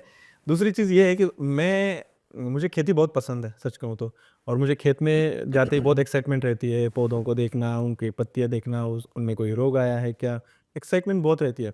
लेकिन आपका काम ऐसा है कि यहाँ पे बैठे बैठे रिसर्च करना, तो कहाँ से इतना इनोवेशन करने में बहुत एक्साइटमेंट चाहिए, तो इतनी एनर्जी, मोटिवेशन और एक्साइटमेंट कहाँ से आती है आपके अंदर? मेरा घूमना भी होता है। डिफरेंट गवर्नमेंट ऑर्गेनाइजेशंस है, इंडस्ट्री से जुड़ा हुआ हो, या खेतों में प्रॉब्लम्स आते हैं, तो as a researcher I am a problem solver. As a entrepreneur I am a opportunity seeker. तो ये जो प्रॉब्लम्स है, दे आर द अपॉर्चुनिटी। जैसे कोई स्टार्टअप है, ओला है, उबर है, कैसे बढ़ा? एक प्रॉब्लम था, आसानी होनी चाहिए थी कार मिलने में, वो ओला उबर ने सॉल्व कर दी। राइट। ओयो है, होटल का बुकिंग आप घर से करते हो गया, वहाँ पे जाके ढूंढने की ज़रूरत नहीं है। तो हम खेतों में जब मैं जाता हूँ तो मैं देखता हूँ समस्या, बहुत सारी समस्या, और हर एक समस्या के ऊपर एक स्टार्टअप हो सकता है। अरे वाह! तो ये प्रॉब्लम मैं अपनी तरीके से इस लैब में सॉल्व करना चाहता हूँ। तो ये जो प्रॉब्लम्स होते हैं, तो ये एक प्रॉब्लम, एक अपॉर्चुनिटी है। तो ऐसे प्रॉब्लम्स यहाँ पे आता है, किसान लेके आते हैं, और गवर्नमेंट ऑफिशियल्स, लेबोरेटरीज या ऑर्गेनाइजेशंस लाती है। तो उनको हम यहाँ पे लैब में डिसेक्ट करते हैं। हम देखते हैं कि उसमें समस्या किस चीज़ की वजह से है। जैसे अभी हमने अदरक के बारे में बात की। अदरक में जो सड़न होती है, बहुत ज़्यादा नुकसान होता है अदरक का। शुरू होता है तो 5-6 दिन में पूरा खेत गायब। तो ये क्यों होता है? तो इसके ऊपर जब हमने स्टडी की, उसमें 8-10 समस्याएं हमें पता चली। एक तो उसमें इल्ली होती है, उसकी वजह से निमेटोड, सूत्रकृमि जिन्हें हम कहते हैं। उसके अलावा जो प्लांट ग्रोथ रेगुलेटर्स या टॉनिक जैसी दवाइयाँ हैं, जो फसल हमेशा हरी भरी रखते हैं, उसका बहुत ज़्यादा इस्तेमाल है, जो उसके ऊपर स्ट्रेस लाती है, इम्यूनिटी डाउन कराती है। इसके अलावा पानी, और पानी के साथ कुछ वाटर सोल्यूबल जैसी खादों का ओवर एप्लीकेशन। तो ये समस्या हमें जब जैसे जैसे पता चली, तो हमारे पास सैंपल आने लगे और हम फिर किसानों को एडवाइजरी देने लगे। कि उसके अनुसंधान के बाद पता चला कि ये समस्या है, इस रीजन में है, तो ये है निमेटोड्स की वजह से, ये है एक फ्लाई की वजह से, ये है किल्ली की वजह से, वायर वर्म की वजह से। तो उसके अनुसार जो रिकमेंडेशंस है, प्रोडक्ट्स है, वो हम किसानों को सजेस्ट करते हैं। तो प्रॉब्लम्स है, तो प्रॉब्लम का इस लैब में डिसेक्शन होता है, और उस डिसेक्शन के बाद उनको एडवाइजरी जाती है। इंडस्ट्री का प्रॉब्लम आता है कि हमें ये फॉर्मुलेशन बनाना है जिसके हमें रिजल्ट XYZ चाहिए, या इस तरीके से उसका काम हो, उससे फफूंद का कंट्रोल हो, या जो ऐसा कंट्रोल होना चाहिए कि जो रेसिड्यू फ्री हो और जो एक्सपोर्ट के लिए चलेगा। या लेट हार्वेस्ट में कोई अनार है या अंगूर है, तो उस पर हम रोकथाम कर सकते हैं, कीटकों का बंदोबस्त कर सकते हैं। तो उसके अकॉर्डिंगली हम यहाँ पे रिसर्च करते हैं, और उनको वैसी प्रोडक्ट फॉर्मुलेशन या सूक्ष्म जीव जो इसमें मदद करता है, या कुछ एंजाइम्स होते हैं, एंजाइम्स की मदद से हम उन पर ये करने में मदद करते हैं। ओवरऑल अगर देखा जाए तो प्रॉब्लम आपकी एक्साइटमेंट है। या प्रॉब्लम इज़ माई एक्साइटमेंट। बहुत सही। और एक ज़रूरी चीज़, as a scientist, as a innovator और एज अ एंटरप्रेन्योर, आप ये सारी तीनों चीज़ों का कैसे बैलेंस करते हैं? और साथ में फैमिली भी है और बहुत सारे और भी काम है, कैसे बैलेंस कर पाते हैं? हाँ, ये बैलेंस करना डिफ़िकल्ट है, लेकिन देखिए एज एन एंटरप्रेनर को चाहिए कि ये मेरा सिस्टम सही तरीके से रन हो, मुझे अपॉर्चुनिटीज़ मिले, पैसा भी तो पैसा भी आए, जिससे मेरे साथ में जुड़े हुए लोगों को मैं सही तरीके से फाइनेंशियली स्ट्रॉन्ग रिटर्न्स दे सकूं, क्योंकि ये सब फाइनेंस पैसे के लिए चलता है। तो इसमें है कि जो एंटरप्रेनर मुझ में है वो, जैसे मैंने भी बात की कि अपॉर्चुनिटीज़ ढूंढता है, मतलब कहाँ पे प्रॉब्लम्स है एग्रीकल्चर सेक्टर। जैसे कि मैंने इनिशिएट किया तो फार्मर सुसाइड के बाद इलिटरेसी हमने देखी, उसके अलावा इंडस्ट्री के पास R&D नहीं होती है तो वो सही फॉर्मुलेशन नहीं दे सकते और उनको रिजल्ट नहीं आती है, तो हमने इंडस्ट्री को टेक्निकल फॉर्मुलेशन देना शुरू किया, R&D बेस्ड प्रोडक्ट्स देने शुरू किए, R&D स्ट्रेटजीज देनी शुरू की, तो वो देने की वजह से एक फाइनेंशियल सस्टेनेबिलिटी उससे आती गई। दूसरा इनोवेटर का इनोवेशन के लिए एक विजन चाहिए होता है कि व्हाट इज़ द नेसेसिटी, बराबर, उसके लिए आगे की ज़रूरत क्या है और उसका इम्पैक्ट क्या होगा। अब ये चल रहा है तो आगे क्या होगा। अब देखिए हम सब EVs के ऊपर फोकस्ड है, इलेक्ट्रिक व्हीकल्स के ऊपर फोकस्ड है, तो EVs यूज़ कर रहे हैं, इसका मतलब एज एन साइंटिस्ट मुझे लगता है कि हम पोल्यूशन और बढ़ा रहे हैं, क्योंकि उससे जो वेस्ट है उसका मैनेजमेंट या डिसमिसल के लिए अभी तक कोई भी सिस्टम नहीं है, स्ट्रैटेजी नहीं है, लॉ इन्फोर्समेंट भी नहीं है, बस चल रहा है। बस चल रहा है। ईवी है, पोल्यूशन कम करो, गैस कम करो, तो ईवी, लेकिन उसके लिए इलेक्ट्रिसिटी जनरेशन है और वो ईवी का जो वेस्ट है बैटरीज का, वो हम कहाँ पे यूटिलाइज करने वाले। तो मेरे अंदर का साइंटिस्ट देख रहा है कि आने वाले समय में हाइड्रोजन बेस्ड फ्यूल या चीज़ों के ऊपर ज़्यादा डिपेंडेंसी रहेगी। तो इसके लिए हमारे यहाँ पे एक जो विंग है हमारी लैब का, वो बायोफ्यूल में भी काम करता है। वेस्ट टू वैल्यू इस के ऊपर हमारा फोकस रहता है। जो भी एग्रीकल्चर वेस्ट है उसका biofuel production, bio CNG production, bio hydrogen production बनाने में भी हम काम करते हैं। ये एक इनोवेटर की सोच है।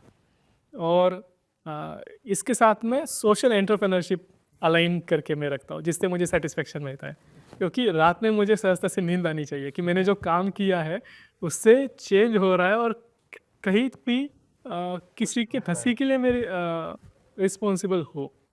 तो ये है, और ये ऐसी चीज़ों का अलाइनमेंट है ताकि बीच में फैमिली को समय देना, तो ये समय चोरना पड़ता है, चुराना रहना पड़ता है, तो देना पॉसिबल होता है। और मेरी छोटी बेटी है, वो भी बहुत अवेयर है इन चीज़ों के बारे में। बढ़िया। मतलब जो मेरी थॉट प्रोसेस है उससे आगे उसकी थॉट प्रोसेस है। मैं कहता हूँ कि मुझे बायोलॉजिकल तरीके से इल्लियों का बंदोबस्त करना है, इल्ली मारनी है। वो कहते कि नहीं, हम अगर इल्लियों को मारेंगे तो फिर एक बार इस चीज़ ऐसी आएगी, हम भी मर जाएंगे। तो आप अभी रिसर्च करो, आप इल्ली मारने की दवाई ढूंढो, मैं बड़ी होके इल्ली को जिंदा करने की दवाई ढूंढने वाली हूँ। हाँ, ये होने वाला है आगे फ्यूचर में, हमें फिर से रिवाइवल करना पड़ेगा इनका, क्योंकि ये एक साइकिल है, ये एक चेन है। ये अगर डिस्टर्ब होता है तो सब कुछ डिस्टर्ब हो जाएगा। Alone human can't survive, it's a microbe, it's an biome, coexistence of living things for the survival of each other with the cooperation. इसीलिए इस कंपनी का नाम भी बायोम है।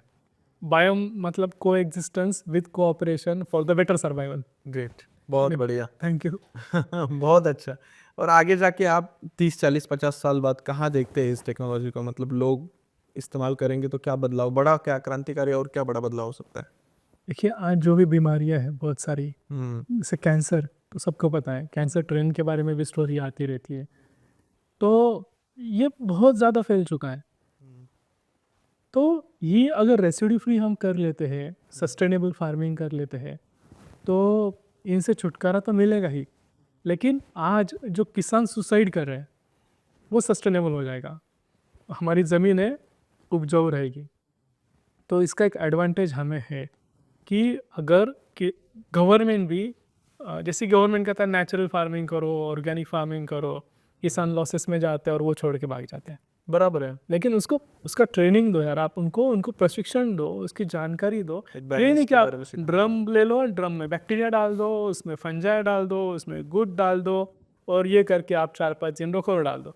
हम कंट्रोल नहीं कर सकते, उसमें पैथोजन या रोगकारक जीवाणु बढ़ रहा है, रोगकारक फफूंद बढ़ रही है, या हमारे काम की चीज़ बढ़ रही है। लोग उसमें ट्राइकोडर्मा डाल देते हैं, गुड़ में रख देते हैं यार, उसमें बैक्टीरिया बढ़ते हैं, उसके नेचुरल एंटी फंगल एक्टिविटी होती है, वो ट्राइकोडर्मा में को मार देता है उसमें से। गुड़ नहीं, गुड़ के ऊपर जो बैक्टीरिया बढ़ते हैं, फर्मेंटेशन प्रोसेस में भी अल्कोहल तैयार होता है, वो भी ट्राइकोडर्मा को कम कर देता है। तो हमने जितना डाला था उसका 1% भी खेतों में नहीं जाता है। तो गुड़ नहीं डालना चाहिए। नहीं, आप यूज़ करो, इस्तेमाल करो इन चीज़ों को, लेकिन जो भी ट्राइकोडर्मा आप यूज़ कर रहे हो या जो भी जैविक कीटकनाशक, फफूंदनाशक या बैक्टीरिया का आप इस्तेमाल कर रहे हो बायो फर्टिलाइज़र का, वो आप एज इट इज़ डाल दो। और एक किसान ऐसी चीज़ है कि जिसको सही जगह मतलब गुमराह किया जाता है। जो अनपढ़ है ना, वो जल्दी फंस जाता है, जल्दी गुमराह हो जाता है। जिसको सही नॉलेज नहीं है वो जल्दी गुमराह हो जाता है, और यही किसानों के बारे में किया जाता है। अभी जो यूथ आ रही है एग्रीकल्चर में, और मुझे बहुत सारे मैसेजेस आते हैं, कोई डायरेक्ट मिलता है, बोलता है कि संतोष भाई मैंने बीएससी एग्री किया है या मैं एग्रीकल्चर करना चाहता हूँ, उनको क्या अपॉर्चुनिटी है इस बायोटेक्नोलॉजी में, ओवरऑल एग्रीकल्चर में? बहुत सारी अपॉर्चुनिटीज़ है। मतलब आप बीएससी एग्री हो या बीएससी फ्रॉम रेगुलर हो, तो देखिए हर एक चीज़ में बायोलॉजिकल संसाधनों का इस्तेमाल जो है वो बढ़ रहा है। जैसे कि हमारी ट्रीटमेंट्स है, पेट खराब होता है, वोमिटिंग्स होती है, डायरिया होता है, तो डॉक्टर क्या देते हैं? बैसिलस क्लोजिस्पोर सस्पेंशन होता है, यीस्ट साइकोरोमाइसिस जीवाणु होते होते हैं, जीवाणु फफूंदी ऐसी चीज़ें होती है, ये इनका कंसोर्शिया देते हैं। तो यहाँ पे भी बायोलॉजिकल्स, इसके अलावा अभी देखो फ्लोर क्लीनर है, तो उसमें भी enzyme based eco friendly floor cleaners आ रहे हैं। अभी देखो बहुत सारी वीडियोस वायरल हो रहे हैं कि जिसमें ये आप इस्तेमाल करोगे तो आपके घर में कैंसर आ जाएगा। वो बात भी सही है, क्योंकि जैसे थायोल्स है, थायोल्स के एक्सेसिव इस्तेमाल की वजह से हमारे जो एंडोक्राइन सिस्टम है वो डिस्टर्ब हो जाती है।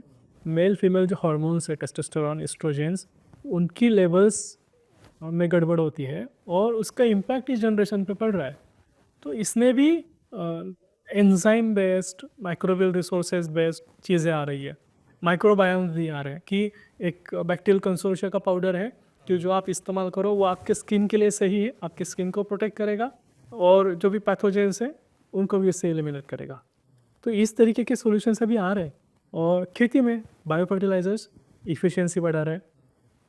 BT technology is example of biotechnology. उसके अलावा फफूंदनाशकें आ रही है, उसमें भी एडवांसमेंट आ रहा है और ग्रीन टेक्नोलॉजी के इस्तेमाल के ऊपर सभी लोग जोर दे रहे हैं। अभी हमारी खेती में इतना वेस्ट है, वो अगर हम सही तरीके से इस्तेमाल करेंगे तो हमारी पेट्रोल डीजल के ऊपर की जो डिपेंडेंसी है वो पूरी ख़त्म हो जाएगी। उस वेस्ट को ले लो, देखिए पंजाब हरियाणा में देख रहे हैं, पराली जलाते हैं तो दिल्ली के लोगों को ब्रीदिंग करने में दिक्कत आती है।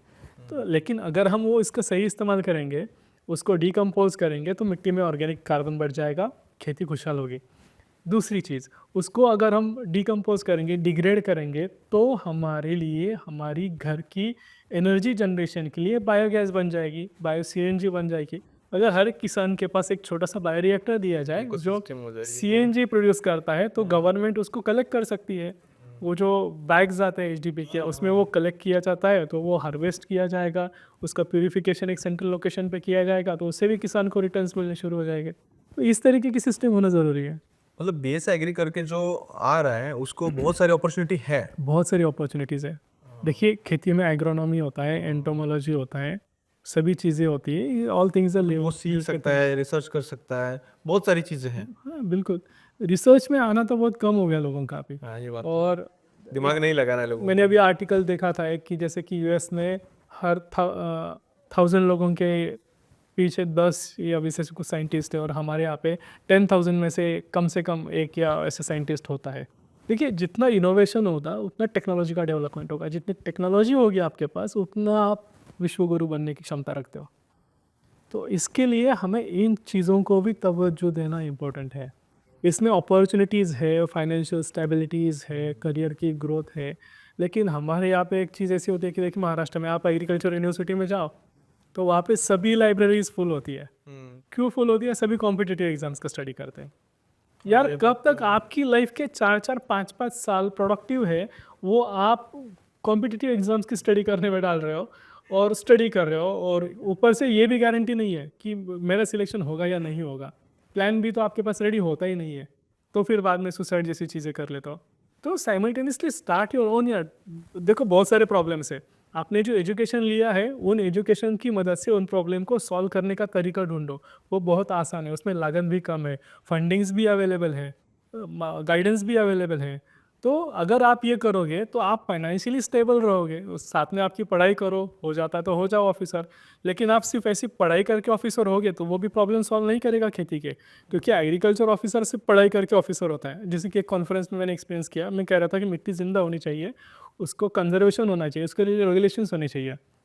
उस ऑफिसर ने मुझे कहा कि भाई जी, ये आप बात तो सही कह रहे हो, लेकिन अभी हाइड्रोपोनिक्स से एरोपोनिक्स से तो आगे मिट्टी की ज़रूरत पड़ेगी क्या? यार आप सिर्फ ये पढ़ाई करके ऑफिसर होगे ना तो देश की यही हालत होगी। तो आपको इन सभी चीज़ों के ऊपर बैलेंस रखना है, आपको फील्ड से भी जुड़ा होना चाहिए, आपको पढ़ाई पे भी उतना ही ध्यान देना चाहिए। आप जितने फील्ड से जुड़े हो उतना आप सही तरीके से डायग्नोस अंडरस्टैंड कर सकते हो और नेचुरली आप में वो कैपेबिलिटी आती है कि आप सही तरीके से एग्ज़ाम में आंसर लिख सकते हो। और ये सब करने के बाद आपकी शादी भी हो सकती है। बेटा नहीं तो क्या होता है कि खेती करूँगा या उस विभाग में जाऊँगा या उस चीज़ में जाऊँगा तो मेरी शादी नहीं हो पाएगी। एक ठप्पा लग गया है अभी आजकल किसानों के ऊपर। ये थॉट प्रोसेस अभी बदल जाएगी, ऐसा मुझे कॉन्फिडेंस है। जैसे जिन किसानों के साथ हमने काम किया है कि अभी घुले हैं शेरगांव से, अहमदनगर डिस्ट्रिक्ट से, संग्राम रेवंडे है, ऐसे कुछ यंगस्टर्स है क्या, उस बच्चे को, अभिजीत को 7 लाख रुपए लग रहे थे उसके डोनेशन भरने के लिए, उसका पोस्ट ग्रेजुएशन कंप्लीट करने के लिए, और वो भी 300-400 किलोमीटर डिस्टेंस पे। तो उसकी बजाय उसने 7 किलोमीटर की पाइपलाइन की अपने खेत में। वो हमारे यहाँ पे ट्रेनिंग के लिए आया, बाद में एवरीथिंग इज चेंज। तो देखिए 3-3.5 एकड़ में उसने 55 लाख की आमदनी की, उसका खुद का घर भी बन गया। Great great. तो ये आप 5-10 साल भी जॉब करोगे ना तो उतने आप सेविंग नहीं कर सकते हो। 30 लाख का घर लोगे और उसके बाद पूरी जिंदगी भर आप उसकी किस्त जो है वो चुकाओ। ये जॉब का ट्रैप बहुत खतरनाक है, उससे अच्छा तो खेती अच्छी खेती है। डिपेंडेंट रहो, जब चाहे छुट्टी लो, जब चाहे एंटरप्रेन्योरशिप, आप उस तरीके से खेती को देखो, लाइफ आपका है। सॉर्टेड रहेगा, बिजनेसमैन की तरह ही रहेगा किसान को, बिल्कुल। अगर फार्मिंग को एज ए बिजनेस देखता है तो। तो अब हम देख रहे हैं ना, देखो कुछ ऐसी भी सक्सेस स्टोरीज है कि जिन्होंने जॉब छोड़ दी और एग्रीकल्चर में आए, लेकिन वो जो व्यू उनका था वो कमर्शियल था, टेक्नोलॉजी बेस्ड था, तो वो कुछ लेके अपने साथ खेती में आए। आप उनको ब्लाइंडली फॉलो मत करो कि जॉब छोड़ के खेती करने के लिए जाओ। तो उन्होंने कैसे किया, the way they did, technology लेके आए, थॉट प्रोसेस लेके आए, कमर्शियल अप्रोच लेके आए, और फिर उन्होंने सिलेक्टिव कल्टीवेशन करके फिर उसमें से प्रोडक्टिविटी ली है। किसान भाई हमारे ना एक ट्रैप में फंसे हुए हैं, और वो ट्रैप ना आपसे अच्छा कोई नहीं बता सकता, क्योंकि मैंने देखा है कि किसान अगर खेत में कुछ हो गया तो उसको कुछ पता नहीं, वो दुकानदार के पास जाता है, दुकानदार कुछ सामान देता है, उसको ऊपर से कुछ आया होता है। ये सारा एक सिस्टम है, इसको थोड़ा सा खोल के बताइए ना। कि ये ट्रैप जो है वो किसान कृषि रसायनों के बारे में अशिक्षित है, उसकी वजह से है। जैसे कि खेतों में जो भी समस्याएं आती है उसके लिए वो तो कृषि सेवा केंद्र के ऊपर डिपेंड है। लेकिन पिछले 10 साल में अगर हम देखेंगे तो फफूंद नाशक जो है, जिसको फंजीसाइड कहा जाता है, उसका इस्तेमाल बहुत बढ़ चुका है, जो मिट्टी की सजीवता को पूरी तरह से ख़त्म कर रहा है। ये सजीवता क्या है? ये ऐसी फफूंद या बैक्टीरिया है जो हमारे पौधों को न्यूट्रिशन उपलब्ध करवाती है, जो हमारे पौधों को पेस्ट पैथोजेंस मतलब रोग और कीटों से संरक्षित कराती है, और वातावरणीय बदलाव से भी संरक्षित कराती है। लेकिन अगर हम फफूंदनाशक यूज़ करेंगे तो उसकी वजह से मिट्टी में जो भी उपयुक्त फफूंदें हैं, जो पौधों के सर्वाइवल के लिए ज़रूरी है, वो मर जाती है। अगर वो मरती है तो वो ऐसे फफूंदें होती है कि जो फॉस्फोरस उपलब्ध कराएगी, जो फफूंदनाशक का भी काम करेगी, जो ऐसी है कि जो इल्लियों को भी मारेगी, जैसे कि हम बाहर से अब यूज़ कर रहे हैं मेटाराइजियम या ट्राइकोडर्मा जैसी चीज़ें। बराबर। तो ये जो है वो है हमारी मिट्टी की सजीवता, और फफूंदनाशक के इस्तेमाल की वजह से वो सजीवता कम होती है। अगर वो कम होती है तो हमारा जो पौधा है वो न्यूट्रिशन सही तरीके से नहीं ले पाता है। तो न्यूट्रिशन होने के बाद भी हम और ज़्यादा न्यूट्रिशन हमारी मिट्टी में डाल देते हैं, उससे रिजल्ट नहीं आते तो हम टॉनिक का पावर लगा देते हैं। और अगर ये सही फफूंदे नहीं है, ये हमारी बॉर्डर पे हमारे सैनिक ही नहीं है, तो जो रोगकारी जंतु है, कीटक है, वो हमारे पौधों पे आक्रमण कर देते हैं। उस अटैक से संरक्षण के लिए हम फिर रासायनिक कीटनाशकों का इस्तेमाल करते हैं, रासायनिक फफूंदनाशकों का इस्तेमाल करते हैं, बैक्टीरिसाइड्स का इस्तेमाल करते हैं। तो इससे खर्चा बढ़ जाता है। तो क्यों बड़ा खर्चा, कैसे शुरुआत हुई? हमने फफूंदनाशक मिट्टी में से यूज़ किया, मिट्टी की सजीवता खत्म हो गई, हमारी बॉर्डर जो थी, बॉर्डर पूरी हमने खुद ही उड़ा दी। बॉर्डर पे 1-2 टेररिस्ट आ रहे थे जिनको हम गोली भी मार सकते थे, और वो गोली है वो जैविक कीटकनाशक जैविक फफूंदनाशक से भी मार सकते हैं। लेकिन हमें क्या चाहिए था, न्यूक्लियर वेपन। हमने वो वहाँ पे डाल दिया, तो हमारी बॉर्डर हमने खुद उड़ा दिया, भैया आओ जाओ घर तुम्हारा। अब वो आ गए तो फिर हमें फिर ज़्यादा पुलिस ज़्यादा फोर्स और लगानी पड़ती है। ज़्यादा चीज़ें लगाने के बाद में हमारी लागत का खर्चा भी बढ़ जाता है। राइट। तो ये ट्रैप है। अगर हम सही जानकारी लेंगे कि मिट्टी में क्या चलेगा या क्या नहीं, तो हमारी मिट्टी सही रहेगी, मिट्टी सही रहेगी तो जड़ें सही रहेगी, जड़ें सही रहेगी तो उपज अच्छी आएगी, कीड़ और रोकथाम भी उससे नेचुरली हो जाएगी। और सजेशन के ऊपर बहुत डिपेंडेंसी, यानी कि कंसल्टेंसी के ऊपर बहुत ज़्यादा डिपेंडेंसी है। मैंने ये देखा कि एक परफेक्ट एग्रोनॉमिस्ट अगर होगा तो दिक्कत नहीं है, लेकिन 4 लोग के आके बता रहे हैं, फिर उसका डिसीजन आ रहा है, फिर सुबह दूसरा चीज़ जाके वो ला रहा है, ये बहुत चलता है। मैंने ये तो देखा है। हाँ, ये इन्फ्लुएंस हो जाता है, लेकिन भाई आप जो खाद हो या कीटनाशी दवा हो या कोई भी टॉनिक को इस्तेमाल कर रहे हो, तो उसकी सही जानकारी लो। जो आपको बता रहा है उसका एजुकेशन क्या है, वो सही पर्सन है। आप अगर बीमार पड़ते हो तो आप कंपाउंडर के पास नहीं जाते हो, आप जाते हो डॉक्टर के पास और डॉक्टर को दवाइयाँ पूछते हो। तो इसी तरीके से हमारे खेतों के लिए भी सही डॉक्टर का चुनाव ज़रूरी है। वो आपको सही दवाई देगा तो ही आपकी खेत में खुशहाली होगी, नहीं तो आपका खर्चा बढ़ जाएगा।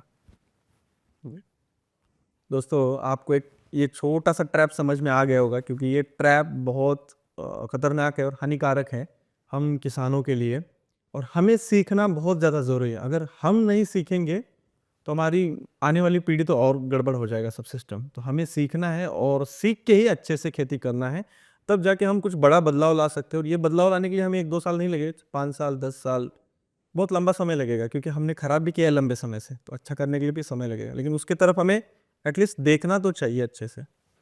सर, हमने इतनी सारी बातें की डिटेल में, दिमाग खोलने वाली बातें थी, बहुत ही इंटरेस्टिंग, बहुत मज़ा आया मुझे। लेकिन मुझे ना एक क्यूरियोसिटी ये थी कि जैसे हमारे देश में तो अवेयरनेस अभी इन चीज़ों का बहुत कम है, लेकिन ग्लोबली अभी क्या चल रहा है ये सारी चीज़ों के बारे में? ग्लोबली अवेयरनेस बढ़ रहा है, मतलब they are 10 years ahead from us. 10 साल वो हमारे आगे है एडवांस कंट्रीज में अगर देखा जाए तो। और सबसे ज़्यादा इन्वेस्टमेंट जो है वो ग्रीन टेक्नोलॉजीज़ की डेवलपमेंट के ऊपर है, ग्रीन फ्यूल की डेवलपमेंट के ऊपर है, ग्रीन पेस्टिसाइड्स की डेवलपमेंट के ऊपर है। तो including the use of biotechnology and all those things. तो ये सबसे ज़्यादा फोकस्ड एरिया है ग्लोबली, कि मतलब सभी को पता है कि एक स्टेज के बाद क्या हो जाएगा, अब ऐसे ही चलता रहा। तो इसकी वजह से MNCs से लेके गवर्नमेंट ऑर्गेनाइजेशंस, यूनाइटेड नेशन जैसी ऑर्गेनाइजेशंस, वेंचर कैपिटलिस्ट, ये सभी जो है वो ग्रीन टेक्नोलॉजीज के ऊपर ही फोकस करें। ये बात है, लेकिन आम जनता को तो पता ही नहीं था ये सारी चीज़ें जो हमने अभी डिस्कस की, खास करके फार्मिंग से लेके आम जनता, क्योंकि वही लोग खा रहे हैं, फार्मिंग में भी हो रहा है वही बहुत सारी चीज़ें।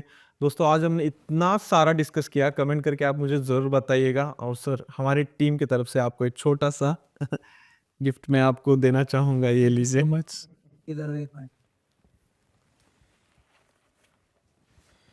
पर एक इम्पोर्टेंट बात, इतनी सारी बातचीत की, पर्सनली मुझे तो एकदम ब्रेनस्टॉर्मिंग रहा ये सारी चीज़ें। और सर, आपका बहुत बहुत धन्यवाद, तहे दिल से शुक्रिया। आप हमारे द इंडियन फार्मर शो में आए और इतनी सारी जानकारी दी। Thank you.